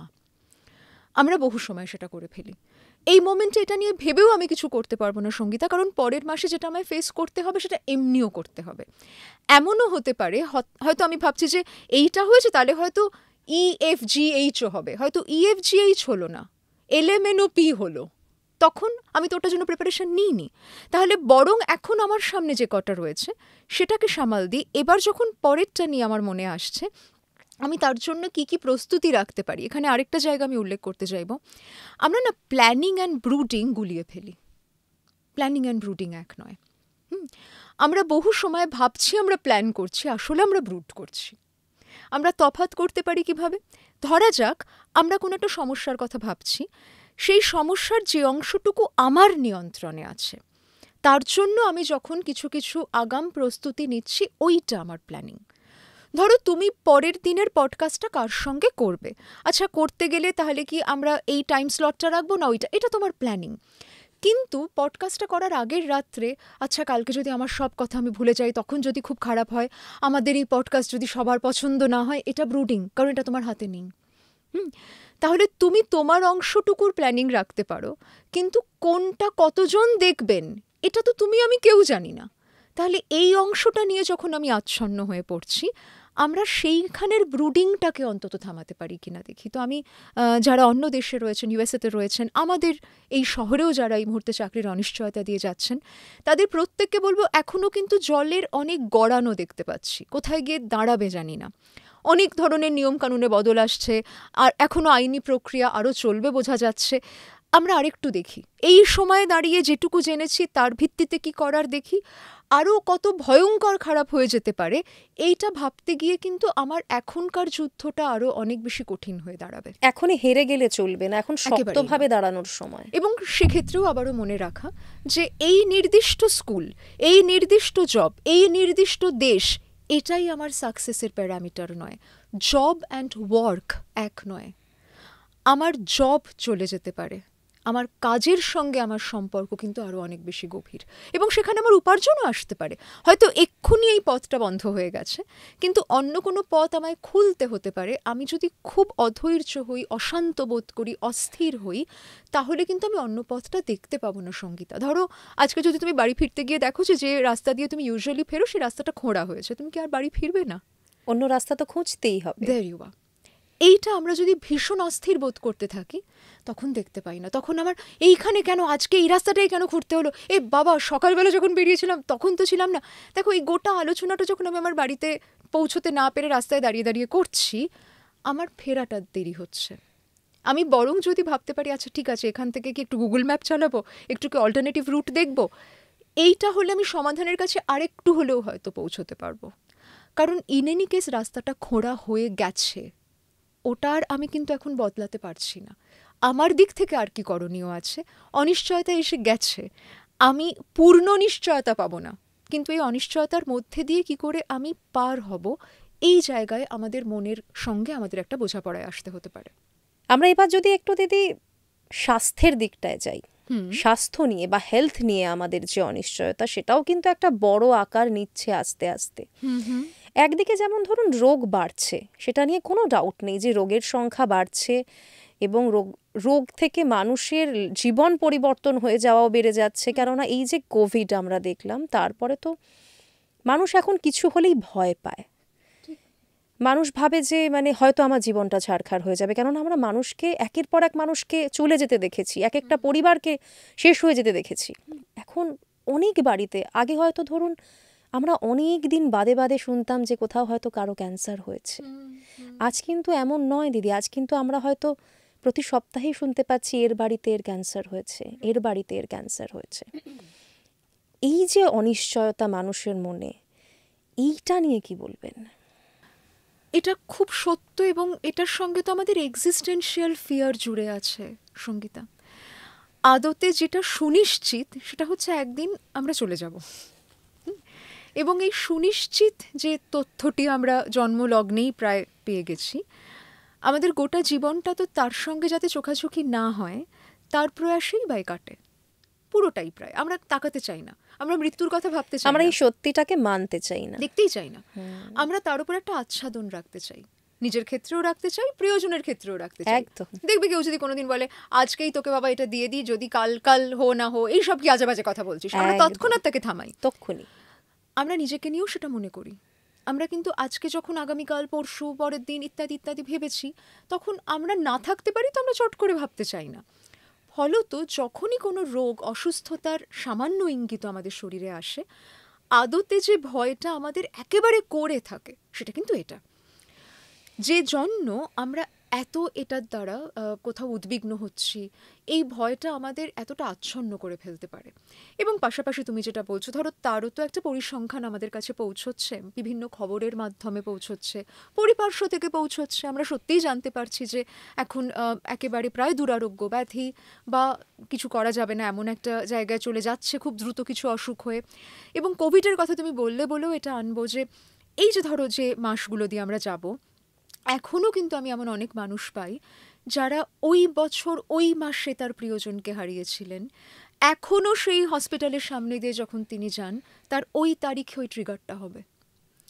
এখনও তার যখন কোনো কারণে জ্বর হচ্ছে, তার হয়তো মনে হচ্ছে এটা আবার সেরম ধরনের জ্বর নয়। এটা আমাদের সবার হচ্ছে দিদি। আপনি জ্বরের কথা বললেন, বাড়িতে এখন কারো জ্বর হলে, কাশি হলে আমরা ভয় পাই যে এটা আবার কি হলো, আবার নতুন কিছু। বাড়িতে একজনের সঙ্গে যদি দুজনের হয়ে গেল, তখনই ভয় হতে শুরু করে। অ্যাবসলিউটলি। দেখো আমাদের একটা হার্ড ইমিউনিটি, ভ্যাকসিনেশন ইত্যাদির একটা দিক পরবর্তীকালে এসেছিল, কিন্তু মনের ভয় এতটাই ট্রমার মধ্যে দিয়ে গেছে, সে তো সিঁদুরে মেঘ দেখলেই ভয় পাবে। তার প্রথমেই কিন্তু এক্সট্রিমটা মনে হবে। এবং এই রোগের ভীতির ক্ষেত্রে আমাদের সাইকোলজিতে একটা টার্ম আমরা ব্যবহার করি, এক ধরনের ক্যাটাস্ট্রফাইজেশন আমরা করি, অর্থাৎ সামান্যকেও আমরা ম্যাগনিফাই করে একটা বিরাট করে ভেবে নিই। এবং বহু সময় আমরা দেখেছি যে আমাদের সাফারিংটা বাড়ে আমাদের রোগের সিমটমের কষ্টে নয়, আমি তাকে কিভাবে ব্যাখ্যা করলাম তার কষ্টে। ধরা যাক যদি আমার এখন ডান হাতটা ব্যথা করে, আমি যদি মনে করি নিশ্চয়ই একটু কোথাও টান লেগেছিল, আমার ব্যথাটা নিয়ে তখন অতটা আমার মাথা ঘামানো থাকবে না। কিন্তু আমার যদি মনে হয় আমার শরীরে ওইখানে মাসেলে কোনো টিউমার হলো না তো, আচ্ছা ওতে ম্যালিগনেন্সি নেই তো, এইবার ডান হাতের ব্যথার কষ্টের থেকেও ম্যালিগনেন্সি নেই তোর কষ্টটা আমাকে অনেক বেশি আচ্ছন্ন করে দেবে, সেই টেনশনটা পাগল করে তুলবে। এক্স্যাক্টলি। এবার তাহলে আমরা আদতে কিন্তু বহু ক্ষেত্রে দেখবে শারীরিক উপসর্গের থেকেও সেই উপসর্গকে আমি কি করে ডায়াগনোসিস করে ফেললাম, এবং সেই ডায়াগনোসিসের অনেক পথ আমাদের থাকে। একদম দিদি, সত্যি কথা। মানে আপনি যে পয়েন্টটা তুললেন, সোশ্যাল মিডিয়া না আনলেই নয়। হয়তো সোশ্যাল মিডিয়ার প্রচুর ভালো দিক রয়েছে, আজকে আমরা সোশ্যাল মিডিয়ার দৌলতেই একসঙ্গে বসে পডকাস্ট করছি, কথা বলতে পারছি, কিন্তু এর তো মারাত্মক নেগেটিভ দিকও রয়েছে। আজকে আমরা কত সহজে মোবাইলটা তুলে দেখে নিই যে আমার কি রোগ হলো। ধরুন কোনো টেস্ট করা, ডক্টর কোনো টেস্ট দিলেন, পেশেন্টরা এখন যেটা করে বাড়িতে গিয়ে টেস্ট রিপোর্ট এলে আগে ডক্টরকে না দেখি আগে গুগলে সেটা ফেলে সার্চ করে দেখে যে রোগটা কি হলো। এখন তো আর মজার ব্যাপার হলো, ধরুন মাথা ব্যথা করলেই তার ব্রেন ক্যান্সার হয়ে যাচ্ছে, ব্রেন টিউমার হয়ে যাচ্ছে, পেটে ব্যথা করলেই লিভার ক্যান্সার। এটা তো একটা ভয়ঙ্কর ট্রমা। মানে এই ভয়টা, মানে ধরুন ওখানে দেখে ভয় পাওয়াটা ডক্টরের কাছে যাওয়ার থেকে আরো অনেক বেশি চিন্তা দিয়ে দেয় মানুষকে। ডক্টরের কাছে গেলে হয়তো মানুষ অনেক নিশ্চিন্ত হবেন যে কিছুই হয়নি আপনার, কিন্তু ওখানে দেখে মানুষ কিন্তু রীতিমতো ভয় পেতে শুরু করে এবং বলতে শুরু করে। আমি আমার অনেক বন্ধু বান্ধবকে দেখেছি, তারা বলে আমার মনে হচ্ছে মাথায় একটা টিউমারই হয়েছে, জানিস তো, মাথায় এত ব্যথা, আমি সিমটমগুলো দেখছিলাম গুগলে সার্চ করে, আমার মনে হচ্ছে এটা খারাপ দিকেই যাচ্ছে। আমরা যখন বলি যে আরে ডক্টর দেখা, হ্যাঁ যাব, কিন্তু ভালো লাগছে না আমার ব্যাপারটা। কেন যেতে চাইছে না, এটাও খুব ইন্টারেস্টিং সঙ্গীতা। কারণ তার মন তখন বলছে গেলে এটা ফাইনালি ডায়াগনোসড হয়ে যাবে। তার মাথায় কিন্তু সে প্রায় একটা ডায়াগনোসিসে নিশ্চিত হয়ে গেছে, যে জন্য তার ভয় করছে ডাক্তারের কাছে গেলে বোধহয় সেই ডায়াগনোসিসটাই আবার একটা ফাইনাল মান্যতা পাবে, ডক্টর শিলমোহর দিয়ে দেবেন যে হ্যাঁ হয়েইছে তোমার। যে জন্য বহু সময় দেখবে যে তার একটা সিমটম হচ্ছে, তার একটা ভয় করছে, তিনি টেস্টটা করাচ্ছেন না। তার মনে হচ্ছে টেস্টটা করালেই আমার ভয়টা সত্যি হয়ে যাবে। এর ফলে হয়তো যেটা এমনি অন্য কিছু হয়েছিল, টেস্ট করিয়ে হয়তো তার ট্রিটমেন্টটা করলে সেই কষ্টটা থেকে তিনি মুক্ত হতে পারতেন, সেই প্রক্রিয়াটাও ডিলেট হয়ে যাচ্ছে, কিন্তু তখন তিনি ওটার মধ্যে ঢুকতে পারছেন না। দেখো এই যে বিভিন্ন সোশ্যাল মিডিয়া বা ডিজিটাল মিডিয়ামের মধ্যে দিয়ে দেখার চেষ্টা করা আমার কি হয়েছে, এইটারও কারণ হচ্ছে আমরা যখন খুব অ্যাংশাস থাকি কিছু নিয়ে, প্রথমত অ্যাংজাইটি একটা ম্যাগনিফাইং গ্লাসের মতো। ও যদি নিজেকে একটা পিঁপড়ের ওপরেও ধরে, পিঁপড়েটাকেও একটা বিরাট পোকার মতন দেখাবে। তো অ্যাংজাইটিকে তুমি যার ওপরেই ধরবে সঙ্গীতা, তার চেহারা বদলে যায়। তুমি যখন অসুখের ওপরেও ধরবে, তুমি যখন উপসর্গের ওপরেও ধরবে, তখন তার এমন একটা রূপ তুমি দেখতে পাবে, তুমি তাকে আর চিনতে পারবে না। তোমার সিম্পল মাথা ধরা বলে মনে হবে না। 2, অ্যাংজাইটি আমাদের ভীষণ অস্থির করে। দেখবে অনেক সময় আমরা দেখতাম না বাড়িতে যে কেউ একজন বাড়িতে কারোর ফিরতে দেরি হচ্ছে বলে কনস্ট্যান্টলি পায়চারি করছেন, যেন উনি বারবার বারান্দায় গিয়ে দাঁড়ালে যার তাড়াতাড়ি তাড়াতাড়ি চলে আসে। হয়তো এটা মা বাবারাই বেশি করেন, ছেলে মেয়েরা রাতে বাড়িতে দেরি করে ফিরলে। ঠিক, কিন্তু এই যে একটা ফিজিক্যাল মুভমেন্ট, তার কারণ অ্যাংজাইটি আমাদের স্থির হতে দেয় না, আমাদের রেস্টলেস করে দেয়। ফলে যখন আমার মধ্যে এই ভয়টা জন্মাচ্ছে যে আমার কি ক্যান্সার হলো, এটা কি ফেটাল কিছু, আমি কবে গিয়ে ডাক্তারের কাছে যাব, কবে টেস্ট করাবোর অপেক্ষাটা আমি আর নিতে পারবো না। আমার এতটাই অস্থিরতা আসবে, আমার তক্ষুনি উত্তর পেতে হবে। উত্তরের যোগান ডিজিটাল মিডিয়াম দিয়ে দিতে পারে, কিন্তু সেখানে একটা অন্য ক্যাচ আছে। ক্যাচটা এই যে ধরো যখন আমি গিয়ে সার্চ করছি যে অমুকটার কি কারণ হয়, সেও তো তার নিজের পিঠ বাঁচাবে, সে কিন্তু 10 রকমের হয়গুলো রাখবে, যাতে এমন না হয় যে ব্রণ থেকেও কোনো একজনের ক্যান্সার হয়েছিল, বাবা লিখে দিই যদি ওর হয়, ও যদি আমায় সিউ করে, ও যদি আমার এগেনস্টে কেস করে, আমরা করবো না, কিন্তু কোনো দেশে কেউ করতে পারে। এইটার জন্য সেও নিজেকে প্রোটেক্ট করবে বলে অ্যাকচুয়ালি এত অপশন দিয়ে দিচ্ছে, যার মধ্যে কিন্তু এবার আমার অ্যাংজাইটির মাইন্ড কি করবে, হয়তো রেয়ার কেসে ক্যান্সার হয়, ওই যে পড়লাম, ওই একটি লাইন আমি আটকে গেলাম, আর তখন আর কিছু মাথায় ঢুকবে না, বাকিগুলো কিন্তু দেখলাম না। ওটাকে আবার হাইলাইট করলাম, করে ওটা নিয়ে ব্রুডিং শুরু করলাম। এই পথটা আগে আমায় দেখতে হবে, যে যখনই আমার কোনো উপসর্গ হচ্ছে আমি প্রথমেই উপসর্গের একটা ব্যাখ্যা করার চেষ্টা করছি। ব্যাখ্যা করতে গিয়ে আমার অ্যাংজাইটি হচ্ছে, আচ্ছা এই অ্যাংজাইটির ফলে আমি কী করছি, আচ্ছা করে আমি কেমন বোধ করছি। আমি বলবো যে কোনো ক্ষেত্রে আমরা, সেটা অনিশ্চয়তা যে কোনো কিছু নিয়ে হোক, আমরা যেভাবে সেটার সঙ্গে ডিল করছি, আমি যদি নিজেকে থেমে জিজ্ঞেস করি আমার এতদিনের অভ্যাসের যে ডিলিং, তাতে আমি ভালো আছি না মন্দ আছি, এটা যদি আমার কাছে খুব ফ্রুটফুল আউটকাম দেয়, please go ahead and repeat. যদি না দেয় তাহলে আমি কি করতে পারি, তাহলে সেখানে আমাকে তো কোথাও নিজের সঙ্গে আরেকবার একটু মুখোমুখি বসতে হবে, কারণ ভাই তোমার পথ দিয়ে তো তুমি পেলে না যা খুঁজছিলে। আচ্ছা তাহলে নেক্সটটা হচ্ছে, এটা করে আমার খুব লাভ হচ্ছে না, আমি দেখতে পারি, আমি হয়তো সার্চ করাটাকে আটকাতে পারছি না, ঠিক আছে বিশ্বাস করো না পুরোটাকে, আরেকজন কারোর সঙ্গে কথা বলো, বলে দেখো তিনি কি বলছেন। এবং পাশাপাশি আমি মনে করি শারীরিক স্বাস্থ্য নিয়ে আমাদের যখন এই ভয় জন্মায়, নিজেকে নিয়ে এবং পরিপার্শ্ব নিয়ে, যে সংলাপকে এড়িয়ে গেছি সে সংলাপের মুখোমুখি আসতে হবে। আমার সত্যি যদি কোর ফিয়ার মৃত্যু হয়, মৃত্যু তো আমাদের একদিন হবে, আমি মৃত্যু বলতে কি ভাবি, আমার মৃত্যু নিয়ে ভয়টা আসলে কোথায়। আমি অনেক সময় আমার ক্লিনিকে এটা নিয়ে কাজ করতে গিয়ে দেখেছি যে কেউ হয়তো বলছেন আমি না ভেবে দেখেছি আপনি বলার পর মৃত্যুকে ভয় পাই না, মৃত্যুর আগের কষ্টটাকে ভয় পাই। তাহলে আমি একটা ক্ল্যারিটি পেলাম যে হয়তো সে ট্রিটমেন্টের যে কষ্টটা, এই যে কেমোথেরাপি হবে, এই যে সার্জারি হবে, আমায় হাসপাতালে ভর্তি হতে হবে, বা অনেক সময় অনেকে বলেছেন যে আমি চলে গেলে অমুকের কি হবে। আমি বলছি আমরা আমাদের ভয়ের লোকেশনগুলোকে আগে একটু দেখি, কারণ আমরা যখন বলছি যে আমি মৃত্যুকে ভয় পাচ্ছি, মৃত্যু কিন্তু একটা খুব অ্যাবস্ট্র্যাক্ট জায়গা যেটা ঘটবে, আমি ভেঙে দেখি তার সঙ্গে যুক্ত কি কি নিয়ে আমার আদতে ভয়। আচ্ছা সেই ভয়গুলোর সঙ্গে কি নিজের সঙ্গে সংলাপে আসা সম্ভব? যেমন ধরা যাক, খুব সম্প্রতি এটা নিয়ে কাজ শুরুও হয়েছে যে আমরা কোনো হেলথ ডাইরেক্টিভ তৈরি করতে পারি কিনা। কিছু ডাক্তাররা এগিয়ে এসছেন, কাজ করছেন, যে ধরো যেরকম আমাদের সম্পত্তির উইল থাকে, আমরা কি আমাদের জীবদ্দশায় একটা হেলথ উইলও তৈরি করতে পারি, যেখানে আমি বলে দেব যে যদি এমন কখনো হয় যে আমার সেরিব্রাল অ্যাটাক হলো, আমি একেবারে শয্যাশায়ী হয়ে গেলাম, আমি কনসেন্ট দেওয়ার মতনও অবস্থায় রইলাম না, আমার সঙ্গে কি কি ট্রিটমেন্ট প্রসিজিওর হোক আমি চাই, কোনগুলো হোক বা না হোক আমি চাই না, আমি জানান দিলাম, আমি কারুকে একটা জানিয়ে সেটা সাইন করিয়ে রাখলাম। এটা একটা অনবদ্য প্রয়াস দিদি, মানে এটা কিন্তু কেউ ভাবতেও পারবে না, কেননা অনেকের ক্ষেত্রেই থাকে, অনেকে হয়তো অনেক কিছু চান না কিন্তু তারা অসুস্থ হয়ে পড়লে তাদের সাথে সেগুলো হয়। ঠিক, তার কারণ আমাদের এখন অবধি যে হেলথ সিস্টেম, যে পলিসি, তার নিয়ম হচ্ছে ধরো আজকে যদি আমি অসুস্থ হই, যিনি আমাকে হাসপাতালে ভর্তি করাবেন তার কনসেন্টই কিন্তু পরবর্তী প্রত্যেকটা ডিসিশনের ক্ষেত্রে নেওয়া হবে, এটা আমাদের ইউজুয়াল নিয়মের মধ্যে পড়ে একদম। কিন্তু যদি এমন হয় যে আমি এখনো কনসেনশুয়াল একটা জায়গায় রয়েছি, তাহলে আমার ব্যক্তি হিসেবে, আমি একজন অ্যাডাল্ট হিসেবে আমার কনসেন্টও তো কনসেন্ট। তাহলে ধরো যে মানুষটা এটা নিয়ে ভয় পাচ্ছেন যে আমার যদি ক্যান্সার হয়, আমি না ওই ট্রিটমেন্ট প্রসেসটা চাই না, ঠিক আছে তুমি সেটা লিখে রাখো, দরকার হলে ডাক্তারের সঙ্গে তোমার বাড়ির লোকেরা সেটা নিয়ে নেগোশিয়েট করবেন। এমনও হতে পারে তুমি ওই ট্রিটমেন্টটাকে যেভাবে ভয় পাচ্ছ, তুমি যদি ডাক্তারের থেকে ডিটেলটা পাও, হয়তো তুমি দেখবে বিষয়টা অত ভয়ঙ্কর নয়। যেমন আমি একটা ছোট্ট উদাহরণ দেব, যে কেমোথেরাপিতে চুল পড়ে যায়, চুল আবার ফেরত আসে, এই পার্টটাও আমাদের জানতে হবে। এবং অনেক সময় আমি অনেক ডাক্তারকে দেখেছি যারা কিন্তু বলেন যে হ্যাঁ এটা যখন চলবে তখন তো তোমার একটা হেয়ার লস হবে, তুমি মনে করলে ওই টাইমটাতে একটা উইগ রাখতে পারো যেটা closer to your own hair style, চুল ছোট করে কেটেও ফেলেন পারো। আবার যখন তোমার নিজে থেকে হেয়ার গ্রোথ হলো তখন ইটস এ ডিফারেন্ট ম্যাটার। তাহলে আমার এক্স্যাক্টলি কোনটা নিয়ে অসুবিধে? আমি যদি মৃত্যুকেও ভয় পাই, মৃত্যুর কোন অংশটাকে ভয় পাচ্ছি, আমি যদি অসুখকেও ভয় পাই, অসুখ থেকে কি কি হতে পারে কে ভয় পাচ্ছি। আমি মনে করি যে কোনো অনিশ্চয়তার ভয়ের ক্ষেত্রে আমাকে ভয়ের সিঁড়ি দিয়ে বেসমেন্টে নামতে হবে, নেমে দেখতে হবে ওখানে কোন জুজুটি রয়েছে যাকে নিয়ে আমার এত ভয়। আমি বারবার ওখান থেকে পালিয়ে পালিয়ে এলে ও কিন্তু ছায়া হয়ে পেছন পেছন ঘুরবে।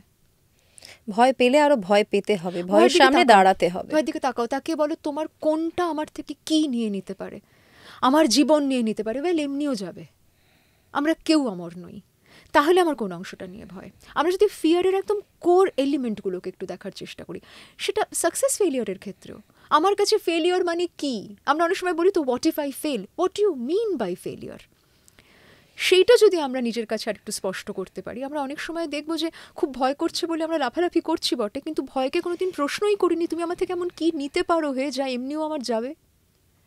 এগুলোর কোনোটাই তো আমার সঙ্গে পুরোপুরি থাকবে না। তাহলে আর কি তুমি নতুন করে আমার থেকে নেবে? সমস্ত সমস্যার এটাই কারণ যে আমরা নিজেদের সাথে কথা বলি না। অ্যাবসলিউটলি রাইট, ঠিক তাই। আমাদের নিজের সঙ্গে কোনো সংলাপ থাকে না এবং আমরা সারাক্ষণ নিজেকে একটা ডিস্ট্র্যাকশন মডেলে রাখি। আর সেটা তো আমাদের কাছে উপাদানও অনেক থাকে সঙ্গীতা।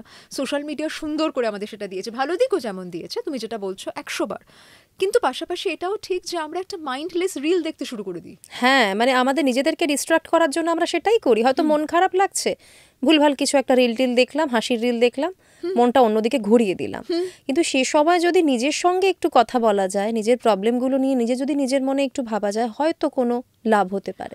আমি মনে করি আমাদের প্রত্যেকের মধ্যে আমাদের সমস্ত প্রশ্ন, কি উত্তর খুঁজছি, কোথায় আমার মূল ভয়, কোথায় আমার মূল আবেগের আশঙ্কা, তার সমস্ত ম্যানুয়াল আছে। আমরা সেই ম্যানুয়ালটা লিখেছিলাম, পড়তে ভুলে গেছি, তার কাছে গিয়ে আর বসি না। এবং সেই বসাটুকুর জন্যে কোনো সাইকোলজিস্টের দরকার নেই, আমি হলপ করে বলছি। ওটা নিজের সঙ্গে নিজের চর্চা। আমি যদি সত্যিই তলিয়ে ভাবতে চাই, এই যে প্রশ্নগুলো, আমার কাছে যদি ঠিক প্রশ্ন থাকে, আমি কিছু না কিছু দেখতে পাবো। সেটা সমাধানমূলক উত্তর না হতে পারে, এমনও হতে পারে এই প্রশ্নটা করে আমি নিজেকে আর একটু জানলাম, ও তাহলে এইটা আমার কোর ফিয়ার, আচ্ছা এইটার কোন পার্টটা আমি এখনই অ্যাড্রেস করতে পারি, হয়তো সেটা দেখতে পেয়েছি। যে পার্টটা পাচ্ছি না, যে সেইটা নিয়ে কারোর সাথে কথা বলা যায় কিনা দেখি। সেটা কোনো প্রিয় বন্ধুও হতে পারে, সেটা কখনো কোনো প্রফেশনালও হতে পারে। কিন্তু আমার খুব না দুশ্চিন্তা হয় এই আমব্রেলা টার্মটাকে যদি ভাঙি। আই এম অফ্রেড অফ আনসার্টেনটিজ মানে তোমার কাছে কি, কোনটা তোমাকে বেশি পীড়িত করে, কোন চলে যাওয়াটাকে তুমি সারাক্ষণ আটকাতে চাও। নিজের কাছে যদি সে উত্তরগুলোতে আমরা আগে একটু পৌঁছানোর চেষ্টা করি, প্রশ্নগুলোকে যদি আরেকটু প্রাঞ্জল করি, বাকি জার্নিটা হয়তো আর একটু ইজিয়ার হতে পারে। এখান থেকে একটা কথা আমার মনে হচ্ছে, এই যে আপনি বলছেন যে সবসময় সত্যিই হয়তো আমাদের প্রফেশনাল হেল্প লাগে না, আমরা চাইলে নিজেদের সাথে কথা বলে অনেক সমস্যার সমাধান করতে পারি। কিন্তু যখন আমাদের পক্ষে হয়তো সম্ভব হচ্ছে না, আমরা হয়তো আমাদের মনকে সেই জায়গায় শান্ত করতে পারছি না, যখন আমরা উত্তরগুলো পাবো, প্রশ্নই করতে পারবো, সেই জায়গায় হয়তো আমাদের মন নেই, তখন তো প্রফেশনাল হেল্প লাগে। বিদেশে কিন্তু আমরা দেখি যে থেরাপিটা এটা খুব সাধারণ একটা জিনিস, খুব মানে টিনেজাররাও থেরাপিতে যাচ্ছে এবং তার পরিবারের লোকেরা পাঠাচ্ছে। আজকে আমাদের এই দেশে এই ব্যাপারটা কেন আজও এতটা পিছনে, কেন আজও এই ব্যাপারটা নর্মাল হচ্ছে না, আজও কেন এটা এতটা দূরে রয়ে গেছে? দেখো, আগের থেকে হয়েছে, এটাও আমি বলতে চাইবো সঙ্গীতা। আমার মনে আছে আমি যখন প্র্যাকটিস শুরু করেছি, বহু বছর হলো, 2003 সালে গোড়ার দিকে যখন চেম্বার করছি, এমনও হয়েছে যে আমার রুমের বাইরে তো লেখা আছে সাইকোলজিস্ট ইত্যাদি, যেরকম থাকে যে কোনো ক্লিনিকেই। তো যিনি আমার ঘরে ঢুকেছেন, আমি পরে শুনেছি যিনি রিসেপশনে ছিলেন, ওর বাড়ির লোকেরা বলেছে যে যখন আমার বাড়ির মেয়েটি ওই ঘরে ঢুকবে, ওনার বোর্ডটা নামিয়ে দেওয়া হোক। আমরা চাই না যে সাইকোলজিস্টের ঘর থেকে আমার মেয়ে বেরোচ্ছে, যারা বাকিরা বসে আছে তারা দেখুক। ওটা একটা পলিক্লিনিক ছিল, ফলে তো ওখানে ধরো অন্য পেশার ডাক্তাররাও রয়েছে, মানে আমার মেয়ের সাইকোলজিস্টের রুম থেকে কেন বেরোবে, এইটা কিন্তু আমি 2003 সালেও শুনেছি। কিন্তু আজকে 2025 সালে কিন্তু গল্পটা এক নেই। আমরা কিন্তু অনেকটাই বদল দেখি। এবং তুমি যেমন বলছিলে যে আমি এমন অনেক ইয়াং অ্যাডাল্টসদের দেখি যেখানে তারা কলেজে পড়ছে, পকেট মানি জমিয়েও কিন্তু তারা থেরাপিতে আসছে। কিন্তু পরিবারের তরফে ইনিশিয়েটিভটা সবসময় নেওয়া হয় না। ট্রু আছে, সেখানে পরিবারের তরফে এখনও গোলমাল আছে। সব স্তরেও যে একইভাবে এই বার্তা পৌঁছেছে তাও তো নয়। আরও একটা জায়গা যেটা থেকে যায় যে ধরো হয়তো ইনিশিয়েটিভ নেওয়া হলো, কিন্তু তারপর না যখনই কিছু একটা এদিক ওদিক হচ্ছে, ধরো সে জানে যে আমার পার্টনার থেরাপিতে যাচ্ছে বা তাকে হয়তো মানসিক সমস্যার জন্য ওষুধ খেতে হচ্ছে, এবার যখন আমার সঙ্গে তার ঝগড়া হচ্ছে, আমি যে হ্যাঁ তোমার তো এরম হবেই, তোমার থেরাপিতে গিয়ে কী আর লাভ হলো, তোমাকে তো ওষুধ খেতে হয়। This is also mental health shaming. হ্যাঁ, মানে তো একদম যেটা দুর্বল জায়গা সেখানে আঘাত করা। Exactly, absolutely. তাহলেও তার মানে আমার কিন্তু এখনও মানসিক স্বাস্থ্য নিয়ে ভেতরের স্টিগমা কাটেনি। আমি যখন আমার পার্টনারের সঙ্গে ঝগড়া হচ্ছে তাকে তো বলি তোমাকে তো মাইগ্রেনের ওষুধ খেতে হয়, বলি না তো। তাহলে মানসিক স্বাস্থ্য টেনে বলছি কেন?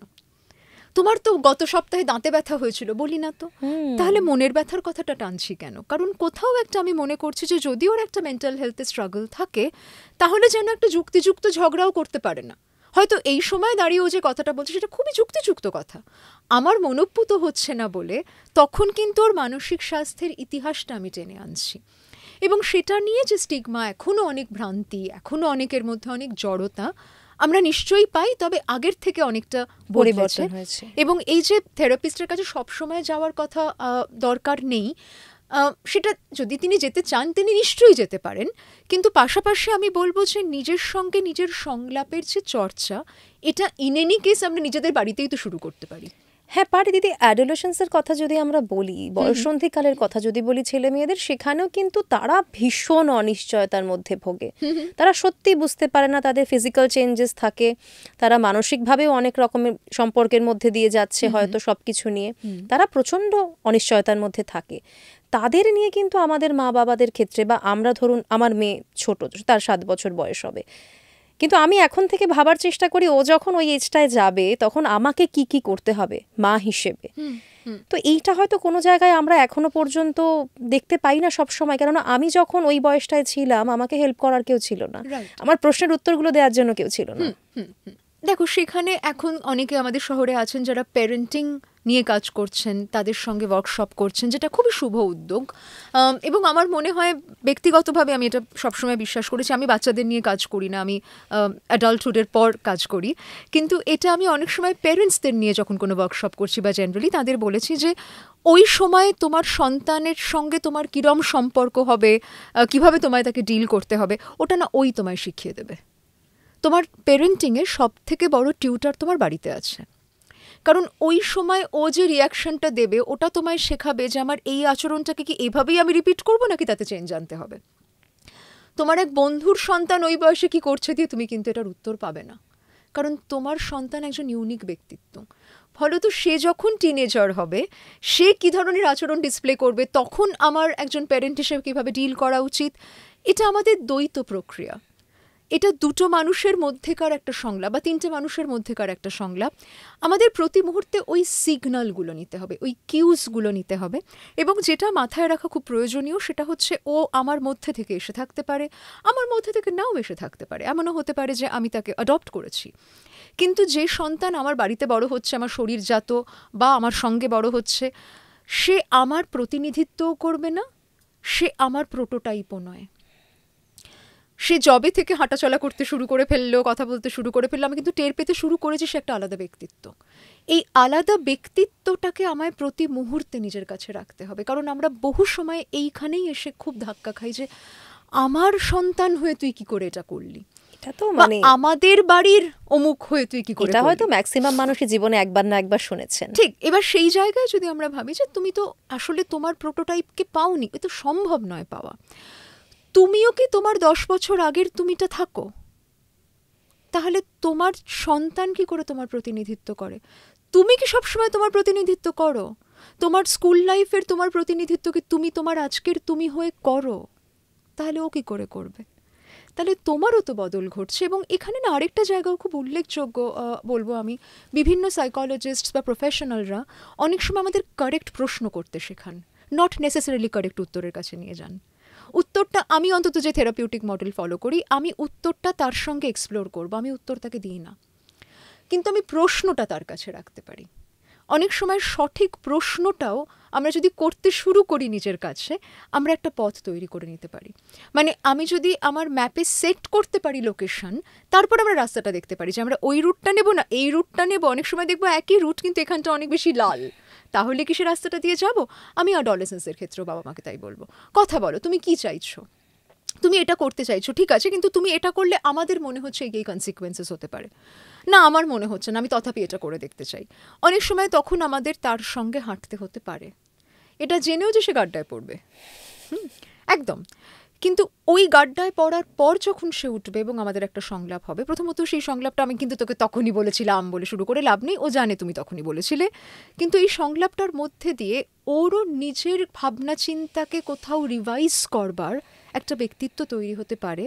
কারণ প্রত্যেকবার মা বলে দিলেই ঠিক বলা হয়, এইটাও ওকে বুঝিয়ে দিয়ে আমি কোনো উপকার করব না। ধরো এটাইও বুঝে গেল, হ্যাঁ সত্যি তো আমি সব ভুল করি, মা সব ঠিক করেন, মা তো সবসময় থাকবেন না, কিন্তু তার তো সিদ্ধান্ত নেওয়ার ক্ষমতাই তৈরি হবে না। অ্যাবসলিউটলি। এবার সেখানে যদি কালকে অর্গানাইজেশনে হঠাৎ একটা ডিসিশন ওকে নিতে হয়, তখনও হয়তো মাকে ফোনে পেলো না, ও কি করবে? ওর তো প্যানিক অ্যাটাক হবে, কারণ তো ডিসিশন নিতে শেখেনি। মানে আজকে দিদি আমি নিজের একটা এক্সপিরিয়েন্স এই জায়গাটায় আপনাকে বলি। আমাদের ধরুন এই যে কাজের ক্ষেত্রে অনেকে ইন্টারভিউজ নিতে হয়, অনেকে আমাদের এখানে জয়েন করেন। এখন আমরা খুব বেশি দেখতে পাচ্ছি এই যে এসে ইন্টারভিউ দেওয়ার পর আমরা হয়তো তাকে সিলেক্ট করলাম, সে হয়তো বলছে মায়ের সাথে কথা বলে জানাবো জয়েন করব কিনা। অ্যাবসলিউটলি। আমরাও কিন্তু চাকরি করেছি, আমাদের মধ্যে কিন্তু এই ক্রাইসিসটা ছিল না যে মাকে জিজ্ঞেস করে বাড়ি গিয়ে আমাকে জানাতে হবে, মানে আমি স্পটে ইন্টারভিউয়ারের সামনে দাঁড়িয়ে বলতে পারছি না যে আমি চাকরিটা করব কিনা। মানে ডিসিশন মেকিং এর এই দুর্বলতাটা, এটা কি কোনোভাবে মানে একটা খারাপ দিকে যাচ্ছে? নিশ্চয়ই, এবং এটাও যেন আসছে কারণ আমরা ডিসিশনকেও সবসময় পারফেক্ট হতে হবে এই ডিকটেশন দিয়ে বসে আছি।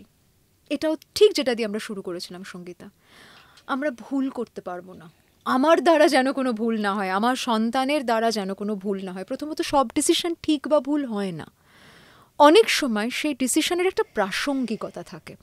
ধরো তুমি জীবনের যে সময় যে কাজটা করেছো, যে চাকরিটা করেছো, ওই সময় তোমার জীবনে ওটা রেলেভেন্ট থেকেছে। আমি কিন্তু এটা বলতে পারি না ওটা কারেক্ট ছিল না ইনকারেক্ট ছিল, তখন রেলেভেন্ট ছিল। But you can always outgrow your own decision. এমনও হতে পারে যে তোমার আজকের তুমি ওই কাজটা আর করতে চাইবে না, তুমি একটা অন্য কিছু করতে চাইবে। তাহলে কি ওটা ভুল ছিল না? এটা কি ভুল না? একইভাবে যখন বাবা মা সন্তানকে বলছেন যে আমার মনে হয় এটা ঠিক, তারা তাদের প্রজন্ম, তাদের সময়, তাদের ভাবনা দিয়ে, তাদের মূল্যবোধ দিয়ে বলছেন।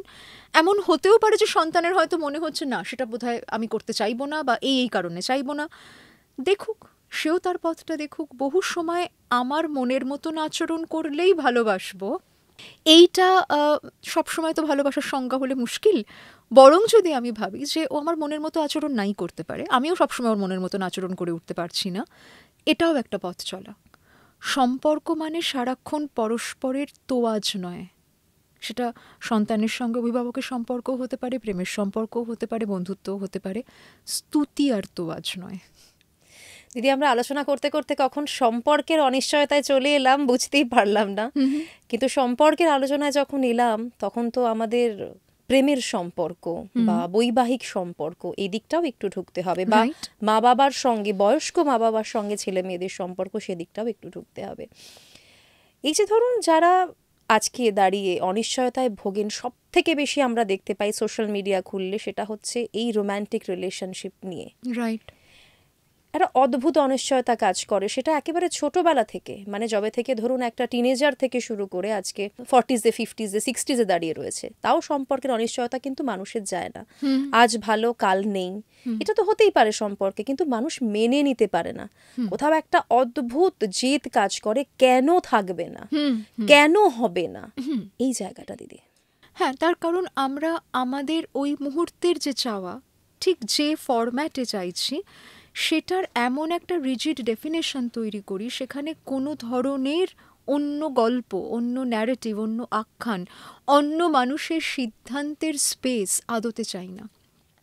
যদি নিজেকে জিজ্ঞেস করি, আচ্ছা এটার মধ্যে দিয়ে কি আমি ওর প্রতি আমার ভালোবাসা ব্যক্ত করছি, নাকি আমার চাহিদার প্রতি আমার ভালোবাসা ব্যক্ত করছি? এটাও কিন্তু একটা খুব গুরুত্বপূর্ণ প্রশ্ন। কারণ এই যে যেটা একটু আগেই বলছিলাম সঙ্গীতা, যে এটা তো পরস্পরের সার্ভিস প্রভিশনের বিষয়টা নয়, স্বতঃস্ফূর্তভাবে দুটো মানুষের সঙ্গে দুটো মানুষের সংযোগের গল্প। সেখানে যদি এমন হয়ও যে আমি ওর কাছ থেকে এই জিনিসটা চাইছি, ও হয়তো সেই মানুষটা নয়, ওটা দিতে পারবে না, তাতে কারুকে ভিলেন হতে হবে না। বা ধরা যাক আমি আর ও একসঙ্গে একটা প্রতিশ্রুতিতে আবদ্ধ হয়েছি, আমার প্রতি ওর মন এখন আর ওইভাবে সাড়া দেয় না, এটা আমার কাছে খুব যন্ত্রণার হতে পারে, হতেই পারে, কারণ আমি তো সেই অবস্থানেই রয়েছি, কিন্তু ওর হয়তো অবস্থান বদলে গেছে। এই যে যন্ত্রণার জায়গা, সেখানে যদি আমি ওকে একেবারে চোখে পট্টি পরিয়ে, হাতে পায়ে একেবারে ধরো বেরি পরিয়ে আমার পাশের চেয়ারে বসিয়েও রাখি, ওর মনের অবস্থান কি বদলিয়ে দিতে পারবো ওকে পাশে বসিয়ে রাখলে? আমি যদি তোমায় বলি যে সঙ্গীতা তুমি আরেক কাপ চা খাও, সেটা বলতে পারি, তুমি হয়তো আহা অনুতমাদি বলেছে মন রাখতে একটা সিপ নিলে, কিন্তু আমি কি তোমাকে বলতে পারি তোমার চা খাওয়ার ইচ্ছে হোক? এটা তো আমি তৈরি করে দিতে পারি না। জোর করে তো ইচ্ছে, জোর করে তো ভালোবাসা তৈরি করা সম্ভব নয়। তুমি আরেকটা সিঙ্গাড়া খাও বলতে পারি, তোমার খিদে পাক তো বলতে পারি না। তো অনুভূতিও তো তেমনই, ঠিক যেমন যখন প্রেমে পড়েছিলাম, কেন পড়েছিলাম জানি না, কেন সে একই রকমভাবে রইল নাটাও আমরা বহু সময় আর জানতে পারি না। এবং আমাদের কোথাও এই যে একটা বদল, যে বদলে আমার মন সায় দিচ্ছে না, আমি কষ্ট পাচ্ছি, তার সঙ্গে তখন একটা লড়াই শুরু হয়। তার সঙ্গে সঙ্গে আরও অনেকগুলো জায়গা থাকে, যেমন ধরো রোম্যান্টিক লোনলিনেস। আমরা যখনই বলি আমি খুব একা বোধ করি, আবারও যদি নিজেকে প্রশ্ন করি আসলে আমার একাকিত্ব বলতে আমি কি বলছি, বহু সময় আমরা দেখেছি কাজ করতে গিয়ে আদতে কিন্তু একটা রোম্যান্টিক লোনলিনেসের কথা উঠে আসছে।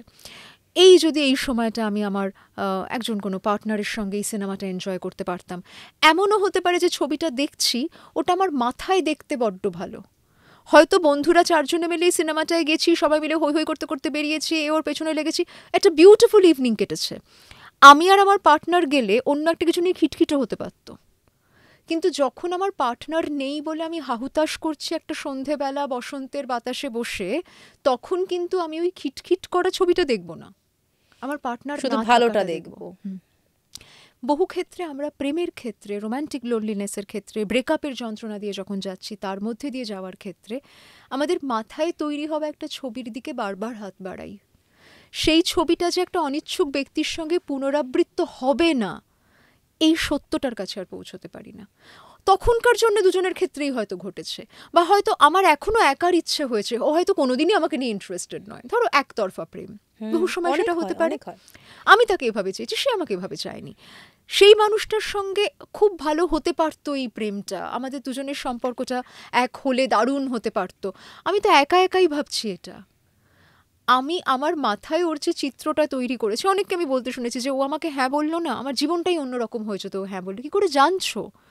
যে জীবনটা অন্যরকম হয়ে যেত ভাবছো, ওই জীবনটার গল্পটার স্ক্রিপ্টটা তো তোমারই মাথায় তুমি লিখেছো, সেখানে একটা কোনো সন্ধেবেলা নদীর পাড়ে ওর মুখের সংলাপ তোমার মাথায় তুমিই বসাচ্ছ, ওই নদীর পাড়েও তোমার পাশাপাশি গিয়ে বসতো কিনাও তুমি জানো না, হয়তো ওই কতটা আলাদা হতো আমরা জানি। হ্যাঁ, হয়তো সেখানে বেড়াতে গিয়ে ওই সেই সময় ফোন নিয়ে হোটেলে বসে থাকতো, তুমি একা গিয়ে নদীর পাড়ে বসতে। তাহলে যে ছবি তুমি তোমার মাথায় তৈরি করেছো, সে ছবির অন্য ব্যক্তিটা সে না তুমি, তাহলে কাকে তুমি মিস করে এতটা কষ্ট পাচ্ছ? আমার মনে হয় যে কোনো ধরনের রোম্যান্টিক অনিশ্চয়তার ক্ষেত্রেও আমাদের ওই সত্যের ল সহজে, যে কোনো ধরনের জীবনের অনিশ্চয়তার ক্ষেত্রে সহজে না নিতে পারি, অন্তত সত্যের ল এটা তো আমাকে কষ্ট করে হলেও মানতে হবে। কষ্টর সঙ্গে আমাদের পথ চলা ইনএভিটেবল, এটা আগে মানতে হবে। আমরা না মনের কষ্টের সঙ্গে সঙ্গীতা বহু সময় খুব অধৈর্য হয়ে যাই। খেয়াল করে দেখবে আমরা শরীরের কষ্টের সঙ্গে সবসময় অত অধৈর্য হই না। ধরো কারুর ভীষণ কানে ব্যথা করছে, কানে ব্যথা ভীষণ দুঃসহ হয়, সে হয়তো একটু ওষুধ নিল, হয়তো ডাক্তারকে বলল, তারপরে কানে বালিশ চাপা দিয়ে হলেও সে ওটা নেয়, কিন্তু মনে যখন একটা কিছু চলে তখন আমাদের উথাল পাথাল, আমাদের এক্ষুনি ফিক্স করতে হবে। ফলত মনের কষ্টের ক্ষেত্রে আমাদেরও এতটা অধৈর্য হয়ে পড়া থাকে যে আমরাও অনেক সময় দ্রুত একটা সেটাকে ফিক্স করতে গিয়ে আরও বড় সমস্যায় পড়ে যাচ্ছে কিনা আর দেখছি না। তাতে হয়তো একটা স্পাইরালিং চলছে, হয়তো এটা ফিক্সড হলো কিন্তু আরও একটা ঝামেলার মধ্যে পড়ে গেলাম, হয়তো আমার রোম্যান্টিক লোনলিনেসটা ভয়ঙ্কর, আমি নিতে পারছি না, করতে গিয়ে এমন কাউকে ডেট করতে শুরু করলাম যার সঙ্গে ডেট করতে গিয়ে প্রথমেই বুঝতে পারছিলাম আমাদের ঠিক বনবে না, কিন্তু আমি টানা হিচড়া শুরু করে ফেললাম, রিবাউন্ড। সেখান থেকে একটা প্রেম থেকে বেরিয়েও রিবাউন্ডে করতে পারি। জেনারেলিও আমার মনে হয়েছে যে না না, সকলের একজন করে আছে, আমার কেন থাকবে না, বলেও করে ফেলতে পারি, এবং কোনো ধরনের সিগন্যালকেই আর তখন আমি মাথায় নিচ্ছি না, কারণ আমি মনে করছি দাঁড়িপাল্লার একদিকে যদি আমার সিঙ্গলহুড থাকে আর একদিকে যদি একটা টক্সিক রিলেশনশিপ থাকে, maybe the toxic one is better, এটা আমি নিজেকে বুঝিয়ে নিচ্ছি, এবং তারপর খুব খারাপ থাকছি। সম্পর্কের দিক থেকে দেখতে গেলে দিদি, এই যে আপনি যেটা বললেন যে আমরা নিজের মনেই অনেক কিছু গল্প বানিয়ে নিই, সেই গল্পটার উল্টো দিকে যে আছে সে, তার কাছে হয়তো গল্পটার আভাসই থাকে না। কিন্তু অনেক সময় এরকম হয়, ধরুন একটা সম্পর্ক রয়েছে, সেখানে একটা অদ্ভুত অনিশ্চয়তা কিভাবে কাজ করে। ধরুন একটি মেয়ে, সে একটি সম্পর্কে রয়েছে, ছেলেটি সেখানে ভাবলো যে আমি আর সম্পর্কে থাকবো না, আমি বেরিয়ে যাব, ভালোভাবে হয়তো মেয়েটিকে বললো যে আমি থাকতে পারবো না, কিন্তু মেয়েটির সেখানে দাঁড়িয়ে হয়তো দাবি তোমায় থাকতেই হবে। ছেলেটি বারবার বলছে যে না এটা হতে পারে না, হয়তো ভালো কথা বললো দুদিন, কিন্তু একটু অ্যাভয়েড করলো। আমরা তো নিজের অপছন্দের মানুষের সঙ্গে বেশি সময় কাটাতে ভালোবাসি না। বাস্তবে এটা হয় যে আমরা যখন কোনো সম্পর্ক থেকে বেরোতে চাই, আমরা নিজেদের একটু একটু করে আলাদা করে নিই। ঠিক। কিন্তু মেয়েটি হয়তো কান্নাকাটি করছে, রোজ জেদ করছে, কথা বলতেই হবে বলতেই হবে, সেরকম সিচুয়েশনে দাঁড়িয়ে ছেলেটি হয়তো দুদিন ভালো করে কথা বললো, কিন্তু আলটিমেটলি মেয়েটি বুঝতেই চাইছে না, বা ছেলেটি, আমি ভাইস ভার্সা, দুটোই হতে পারে, হয়তো সে বুঝতেই পারছে না যে ওই মানুষটা আমার কাছে থাকতে চায় না, আমার থেকে দূরে যেতে চায়, আমি জোর করে তাকে হয়তো ধরে রাখার চেষ্টা করছি, এর ফলটা কি হবে সেটা কিন্তু ভাবে না। একেবারেই। এবং বহু সময় না আমরা তাতে অনেক সফট সিগন্যালসও আর নিই না। যেমন এই যে আমার মেসেজের সে অনেক দেরি করে উত্তর দিচ্ছে বা বহু সময় উত্তর দিচ্ছে না, হয়তো সে জানিয়েছে যে দেখো আমরা এভাবে আর এগোতে চাই না, বা ধরা যাক দুজন খুব বন্ধু ছিল, একজন একজনকে প্রেম নিবেদন করলো আর একজন বললো না দেখ এটা তো হবে না, আমি তোকে শুধু বন্ধু হিসেবেই দেখি। এবং এটা জানানোর পর সেও হয়তো ভাবছে যে আমি যদি ওর সাথে খুব বন্ধুর মতনই আগের মতনই মিশি, ও আমাকে মিসরিড করবে না, তো ওর মনে হবে না তো আমি ওকে মিসলিড করছি। কারণ এই ধরনেরও কিন্তু অনেক ঘটনা ঘটে যেখানে আমরা উল্টো দিকের মানুষটাকে এটা বলতে শুনেছি যে ও এমন এমন কিছু তখন করতো, মুখে না বলেছিল, আমার মনে হতো কিন্তু মনে মনে আমায় ভালোবাসে। কারণ আমি যখন কারোর প্রেমে পড়েছি সেও পড়ুক আমি তো চাইছি, ফলত আমি অনেক সময় সিগন্যালগুলোকে আমার মনের মতন করে রিড করে নিতে চাইছি, আমি সত্যিকারের সিগন্যালগুলোকে দেখতে চাইছি না। ফলত যখন সে অতটা কথা বলছে না, অতটা এনগেজ করছে না, আমি যদি ভীষণ কান্নাকাটি করতে থাকি, জেদ করতে থাকি, এবং তার ফলে সে যদি আমার সঙ্গে একদিন দেখা করে, কথা বলে, আমাকে একটু ভেবে দেখতে হবে যে সে আদতে আমার সঙ্গে আমার প্রেমের ভূমিকায় নেমে কথা বলতে আসছে, নাকি জেনারেলিও আমরা যদি কারুর সামনে কিছু নিয়ে ভীষণ কান্নাকাটি করি, একটা মানবিক দিক থেকেও তো আমাদের মনে হয় বাবাকে থামানোর জন্য কি করতে পারি, তাহলে কি এটা ফর হিউম্যানিটি সেক করলো নাকি অ্যাজ আ লাভার করলো? ও হয়তো সেই কারণেই করলো যে বাবা অন্তত কান্নাটা থামুক, বাবা অন্তত আমাকে এটা নিয়ে দোষারোপটা বন্ধ করুক, অশান্তিটা বন্ধ হোক। কিন্তু আমার মনে হলো এইটা যে করেছে তার মানে আমাকেও এখনও মনে মনে ভালোবাসে। তাহলে দেখো এই সত্যের সঙ্গে বোঝাপড়ায় আসাটাকে আমি ডিলে করিয়ে দিলাম। যে মানুষটার সঙ্গে আমার সম্পর্কে বদল ঘটে যাচ্ছে, যখন আমি ভীষণ যন্ত্রণা দিয়ে যাচ্ছি সঙ্গীতা, সে আমার ওষুধ হতে পারবে না। এটা খুব কঠিন সত্য। এই জায়গায় যদি তাকে আমি ওষুধ বানাতে যাই, আমি তার এবং আমার দুজনেরই এই পরিবর্তিত গল্পটাকে আরও অনেক বেশি দীর্ঘায়িত করে দিচ্ছি। আমি সত্যি সত্যি, সেও মুভ অন করছে না, আমিও মুভ অন করছি না, কিন্তু আমরা ঠিক যেমনটা ছিলাম তেমনটাও কিন্তু আর থাকছি না, আর হয়তো হওয়া সম্ভব নয়, হয়তো হচ্ছে না, ফর হোয়াট এভার রিজন। সেখানে দুজনের মধ্যে কারুর কী কারণে বদল, কী তাদের মানসিকতা, সেটা তার আখ্যান, কিন্তু হচ্ছে নাটা একজন তো জানিয়েছে। এবার সেই জায়গায় আমার যখন ভীষণ কষ্ট হচ্ছে, আমি যখন ভীষণ মিস করছি, আমার তো সব কিছু হলে ওকেই বলতাম বলে তখনও যদি ওরই কাছে যাই, তাহলে আমারও সেই একই আবেগের নির্ভরতা থাকছে। ও হয়তো তখন আমাকে ভালো বোধ করানোর চেষ্টা করছে, কিন্তু ও যে ওর আগের আমিটা হয়ে করছে না, এটা আমিও তখন আর দেখতে চাইছি না, আমারও গুলিয়ে যাচ্ছে। কারণ এক্ষুনি প্রেম ভেঙে কালকে থেকেই বেস্ট ফ্রেন্ড হয়ে গেলাম, এটা এত সহজ নয়। আমাদের রোলগুলো গুলিয়ে যেতে থাকে, আমাদের রোল কনফ্লিক্ট হতে থাকে। এমনও হতে পারে যে ও আমায় এখন বন্ধু হিসেবে দেখতে শুরু করেছে, কিন্তু আমি তো এখন ওই চোখে দেখি না, আমি তো এখনও প্রেমিকা রয়ে গেছি। তা যদি হয় তাহলে কিন্তু এমন একটা কথা বলে ফেলতে পারি যেটা এখনও প্রেমিকার অধিকারে বলছি। যখন তাতে সে ঠিকভাবে উত্তর দেবে না, আমার সবচেয়ে বেশি কষ্ট হবে, কারণ সে তো অনেকটা এগিয়ে গেছে। তাহলে আমাকে একটু দুপা থেমে পিছিয়ে আগে নিজেকে মেরামত করতে হবে। পরবর্তীকালে কখনো ওদের মধ্যে দারুণ বন্ধুত্ব হতে পারে কিনা, হ্যাঁ হতে পারে, কিন্তু একটা সময় লাগে। তৎক্ষণাৎ যদি আমি সব আগের মতো করে ফেলবো, ঠিক করতে থাকি, বা ঠিক আছে ও তো অন্তত বলেছে যে আমাদের মধ্যে একটা বন্ধুত্ব থাকবে, অ্যাটলিস্ট তাতে আমার সঙ্গে তো কথা হচ্ছে, এইটা তো আমরা অনেক সময় সংযুক্ত হই বটে, তাতে আমাদের নিজেদের ভেতরের নিরাময়টা অনেক সময় কিন্তু ব্যাহত হতে পারে, তাতে ডিলে হয়ে যায়। হ্যাঁ, এবং তাতে নিজের মধ্যে আরও অনেক ধরনের ভুল বোঝা, আরও অনেক কষ্টের সঙ্গে আমাদের পথ চলাটা আরও দীর্ঘ হয়ে উঠতে পারে। আমরা পারফেক্ট সম্পর্ক চাই, মানে যে সম্পর্কে শুধু ভালোটুকু থাকবে, খারাপের কোনো জায়গা নেই। ঠিক। আজকে কিন্তু সেখান থেকে এই যে ধরুন আজকে এত ডিভোর্স হচ্ছে, মানুষ আলাদা হয়ে যাচ্ছে একে অপরের থেকে, কোথাও না কোথাও হয়তো এই বড্ড বেশি ভালো থাকার আশাটা দায়ী। সেটা কি আপনার কখনো মনে হয়? সব ক্ষেত্রে বলবো না, যেমন ধরো কিছু ক্ষেত্রে তো আমরা জানি যে এমন কিছু সংঘাত তৈরি হয়েছে, সেটা তো বটেই, কিছু ডোমেস্টিক কিছু ভায়োলেন্স থাকতে পারে, একদম এমনকি এমন তীব্র ইনকম্প্যাটেবিলিটি সঙ্গীতা, যে সেই ইনকম্প্যাটেবিলিটির সঙ্গে দুজনে যদি সত্যি এক বাড়িতে থাকতে যায়, তাদের প্রেম থাকতে পারে, তাদের সম্পর্ক যাপন খুব কঠিন হয়ে উঠতে পারে। যেমন আমরা অনেক সময় বলি তো যে দুটো বাসন পাশাপাশি থাকলে তো ঠোকাঠুকি হবে। এখানে আমার একটা কাউন্টার থিওরি আছে, ডিপেন্ড করছে সেই দুটো বাসন কি মেটেরিয়ালের। কাচের বাসনের সঙ্গে স্টিলের বাসনকে ছোড়াছুড়ি করলে তারা ভালো থাকতে পারবে না, স্টিল ভালো থাকবে, কাঁচ ভালো থাকবে, কাজ ভেঙে যাবে। তাহলে সেখানে যদি এমন হয় যে দুটো মেটালই খুব আলাদা, তাহলে সেখানে ঠোকাঠুকি করে থাকা সম্ভব হলো না, কারণ একজন বারবার ক্ষতিগ্রস্ত হয়ে পড়ছে।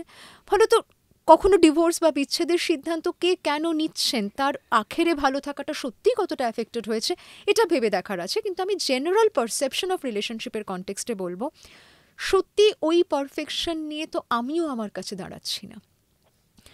আমরাও কি নিজেদের কাছ থেকে সবসময় যে পারফেক্ট আচরণ, যে পারফেক্ট মনন, যে পারফেক্ট আবেগ এক্সপেক্ট করি সেটা পাই না তো। ঠিক একইভাবে আমার সঙ্গে যে মানুষটির সম্পর্ক রয়েছে তাকেও আমি সবসময় পারফেকশনে পাবো না, এবং এর ফলে আমি খুব দ্রুত তাকে নিয়ে একটা ডিসিশনও ফর্ম না করতে পারি। এমনও হতে পারে যে সেই মানুষটির সঙ্গে আমার সম্পর্ক জেনারেলি ভালোই থাকে, আজকে একটা খুব কুৎসিত ঝগড়া হয়েছে, এই মুহূর্তে দাঁড়িয়ে আমরা কোনো ডিসিশন নাই বানিলাম। আমার মনে হয় সেখানেও দুজনই একটু সময় নিক। আমরা যদি দেখি যে এটা বারংবার হচ্ছে এবং কেউ কাউকে আটকাতে পারছি না, সম্পর্কে এমন একটা অমীমাংসিত সমস্যা তৈরি হয়ে গেছে যে সেটার সঙ্গে আর আমরা একসঙ্গে পথ চলতেই পারছি না, তখন যদি একটা কোনো আলোচনায় এসে অ্যামিকেবলিও পরস্পরের সঙ্গে একটা বিচ্ছেদের কথা ভাবা যায়, কিন্তু তার মানে এই নয় যে পান থেকে চুন খসলেই আমায় ভাবতে হবে, কারণ এমন কোনো পান নেই যার থেকে চুন খসে না। চুন তো একটু আধটু খসবে, এবং কখনো কখনো আমার জিভও পুড়বে, কারণ ওই পারফেক্ট ব্যালেন্সে পান খাওয়া আমার হবে না। এইটা আমার নিজের সঙ্গেও হবে না, আমার পার্টনারের সঙ্গেও হবে না, আমার বাড়ির লোকেদের সঙ্গেও আমার হয়নি, আমার কোনো বন্ধুর সঙ্গেও আমার হবে না, এটাও একটা রিয়ালিটি। কিন্তু সমস্যাটা কি, সেই সমস্যাটাতে দুজনে কতটা আমরা ক্ষতিগ্রস্ত হচ্ছি এবং সেটা কত ধারাবাহিকভাবে হচ্ছি তার উপর ভিত্তি করে আমরা ভাবতে পারি। বাট যেটা তুমি আনছো, এই পারফেকশনিজমের একটা যে ট্র্যাপ, যেটা নিয়ে আমরা আলোচনা শুরু করেছিলাম, হ্যাঁ, এই ট্র্যাপটার ব্যাপারে আমার মনে হয় প্রতি মুহূর্তে আমাদের একটু সচেতন হওয়া দরকার। দিদি, সোশ্যাল মিডিয়া কোনো না কোনোভাবে কিন্তু আমাদের এই সম্পর্কগুলোর মধ্যেও জড়িয়ে যাচ্ছে। আমরা সোশ্যাল মিডিয়া খুললেই কিন্তু প্রত্যেকের পারফেক্ট রিলেশনশিপের ছবি দেখতে পাই। আমরা মনে করি ওটাই আমাদের কাছে, মানে এটাই আমাদের কাছে আলটিমেট একটা লক্ষ্য। আমরা কে ড্রামা দেখি, সেখানে আমরা পারফেক্ট লাইফ দেখি মানুষের, সবকিছু একদম ফেয়ারি টেল। কিন্তু সেই ফেয়ারি টেলটা যে আমাদের লাইফে সম্ভব নয়, অনিশ্চয়তা সত্যিই থাকবে কোথাও না কোথাও, এটা তো আমরা ভুলে যাচ্ছি এই যে দেখুন চোখের সামনে এত কিছু দেখতে দেখতে। কারণ দেখো, জীবন তো সত্যি সত্যি যেটা দেখাচ্ছে সোশ্যাল মিডিয়া, সেটা নয় আমরা যুক্তি দিয়ে জানি, কিন্তু আমরা না ওই আংশিক প্রতিনিধিত্ব, একটা পার্শিয়াল রিপ্রেজেন্টেশন, এই তত্ত্বটা তখন মনে রাখতে পারছি না। তার কারণ আমরা সারাক্ষণ একটা তুলনামূলক বিন্দুতে নিজেকে দাঁড় করিয়ে দিচ্ছি সব সময়। আমরা এটা একবারও ভাবছি না যে আমার সঙ্গে যেদিন আমার পার্টনারের খুব ঝগড়া হচ্ছিল তখন কিন্তু আমরা সেলফি তুলে পোস্ট করিনি, তাহলে ওদের ওই ছবিটা দেখে আমি ধরে নিচ্ছি কি করে ওদের সম্পর্কটা দুর্দান্ত। ওরা ওই মোমেন্টটুকুই শেয়ার করছে যখন হয়তো ওরা দুজনে একটু ভালো বোধ করছিল, বা হয়তো অতটা করছিল না, ছবিটা কারুর একটা মনে হয়েছে পোস্ট করা দরকার just to make a statement, তাই করেছে। হয়তো তার পর মুহূর্তেই দুজনে আলাদা আলাদা ঘরে বসেছিল, কেউ কারোর সঙ্গে কথা বলছিল না। এই যে জায়গাটা দুজনের ক্ষেত্রেও অন্য দুজনের ক্ষেত্রেও সত্য হতে পারে, এটা ওই ছবিটা দেখার সময় আমাদের গুলিয়ে যাচ্ছে। তখন ওই যৌথতাটাই আমাকে এতটা আঘাত দিচ্ছে, কারণ তার অভাববোধটা আমার মধ্যে এতখানি। আসলে আমার মনে যেখানে ফাটল আছে, যে কোনো গল্প যখন আমি পড়ব তার সঙ্গে যুক্ত করে নিয়েই তো পড়ব। ফলে যদি আমরা যে কোনো ধরনের না পাওয়া, অনিশ্চয়তা, এগুলো নিয়েও পথ চলতে হয়, আমার ভেতরের এই অমীমাংসিত না পাওয়াগুলো, আমার ভেতরের ফাটলগুলো আমায় দেখতে হবে সঙ্গীতা। এবং এই যে অনিশ্চয়তার কথা উঠছে, আমি আরেকটা জায়গায় এখানে আমাদের পডকাস্টে একটু আনতে চাইব। ধরো যদি সব কিছু একেবারে সুনিশ্চিত এবং অপরিবর্তিতই থাকতো, তাতেও কি আমাদের জীবন দুর্দান্ত থাকতো? বোধ হয় না। ধরো আমরা মৃত্যু নিয়ে কথা বললাম, আমরা যদি সবাই অমর হয়ে যেতাম, তাতে ধরো আমরা কেউ মারা যাচ্ছি না, আমাদের কিন্তু আমাদের বার্ধক্যও আসছে, আমাদের শরীর খারাপও হচ্ছে, কিন্তু আমাদের লংজিভিটি ভীষণ বেড়ে গেল। আমরা সত্যি সেই জীবনও চাইতাম? একেবারেই চাইবো না, একটা বয়সের পর গিয়ে যখন কোনো কিছু ঠিক থাকবে না। রাইট। এবং ধরা যাক কেউ একজন অমরত্ব পেয়ে গেলেন, তার বাড়ির লোকেরা পেলেন না, তার কি ভালো লাগবে? দুর্বিষহ কষ্ট। এক্স্যাক্টলি। সুতরাং আমি যদি একটা অপরিবর্তিত অবস্থানে চলেও যেতে পারি, পারফেক্ট হেলথ হয়ে গেছে, আমি এখন অমরও হয়ে গেছি, ফলে তো আর কোনো হেলথ অ্যাংজাইটিও নেই, আর রিলেশনশিপ হ্যাঁ সব পারফেক্ট আছে, কিন্তু তারা কদিন পরে মারা যাবে, আমি থাকবো কারণ আমি তো অমর। কি ভয়ঙ্কর জীবন ভাবো, ভয়ঙ্কর, মানে জাস্ট ভাবা যায় না। বা ধরো জীবনে আমি সম্পর্ক নিয়েও যদি ভাবি, সম্পর্কের ক্ষেত্রেও যদি এমন হয় যে সেই সম্পর্কটাও হয়তো একদম এই রকমই থাকবে, পারফেক্টই থাকবে, দেখবে চাওয়া পাওয়ার ঘড়িতে আমার কাঁটা যদি চাওয়ার ঘরেও আটকে যায়, আমার চাওয়াও তো বদলাতে পারে। এমনও তো হতে পারে ভীষণ পারফেক্ট কাপল, সব মনের মতন হয়ে গেল, আচ্ছা আমার মধ্যে যদি কালকে একটা অন্য আমি উঠে দাঁড়ায়, সে যদি একটা নতুন চাওয়া নিয়ে হাত তোলে যে এই মানুষটার সঙ্গে একেবারেই পোষালো না, সংযুক্ত হলো না, তখন আমি কি করব? ওর আর আমার সম্পর্ক অপরিবর্তিত আছে, আমি যদি অপরিবর্তিত না থাকি, কারণ সব অপরিবর্তিত একসঙ্গে না হলে আলটিমেটলি কিন্তু আমার যা যা চাওয়া সেটা কখনোই ওরকমভাবে কোথাও গিয়ে পৌঁছে দেবে না আমাকে। আর সব কিছুর পরিবর্তন থেমে যাবে, এ কি হয় নাকি? আদতে কিন্তু ঘড়িটা ঘুরবে, আদতে কিন্তু কাঁটা কখনো চাওয়ার ঘরে থাকবে, কখনো পাওয়ার ঘরে থাকবে। আমাকে দেখতে হবে যে সেই ঘড়ির সঙ্গে সঙ্গে আমি কি করে আমার দম ধরে রাখব, কারণ ওই ঘড়ি আমার দমে চলে। একদম দিদি, মানে এত সুন্দর করে আপনি বোঝাচ্ছেন সব কিছু। দিদি, একটা কথা মনে হচ্ছে আমার, আমাদের পডকাস্ট প্রায় শেষের পথে। একটা ভীষণ অনিশ্চয়তা আমাদের কাজ করে যারা ধরুন মোটামুটি 30-40 মতন বয়স, যাদের মা বাবা, তারা, তাদের হেলথ নিয়ে একটা অনিশ্চয়তা কাজ করে। তারা হয়তো একটা দিন থাকবে না, এই অনিশ্চয়তা কাজ করে মানে আমাদের প্রচণ্ড ভয় মনের মধ্যে কাজ হয় যে একদিন হয়তো আমাদের হারিয়ে ফেলতে হবে। আমরা সত্যিই তো স্বীকার করতে চাই না। কোথাও না কোথাও আমরা সেই ছোট্ট বাচ্চাটাই মনের মধ্যে থেকে যাই। সেই জায়গাটা নিয়ে যদি দিদি একটু বলেন।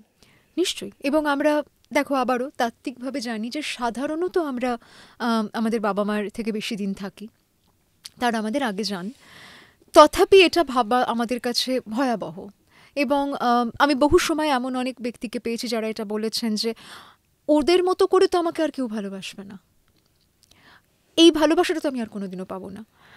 এবার বহু সময় আমাদের এটাও ভেবে দেখতে হবে যে যদি ওরা খুব অসুস্থ থাকেন, ওদেরও বয়স খুব বাড়ছে, ওরাও খুব ভালো নেই, সেক্ষেত্রে আমি ধরা যাক ওদের ভেন্টিলেশন নেই, যেভাবে হোক রেখে দেবো, করে ওদের প্রতি আমার ভালোবাসাটা কি প্রকাশ করছি, ওদের ভালো থাকাটাকে কি নিশ্চিত আদতে করতে পারছি, নাকি এই মানুষটা রয়ে গেলে আমাকে ভালোবাসবার মতন একটা মানুষ এখনো রয়ে গেল, মাথার উপর ছাতাটা থেকে যাবে, এইটাকে নিশ্চিত করার চেষ্টা করছি।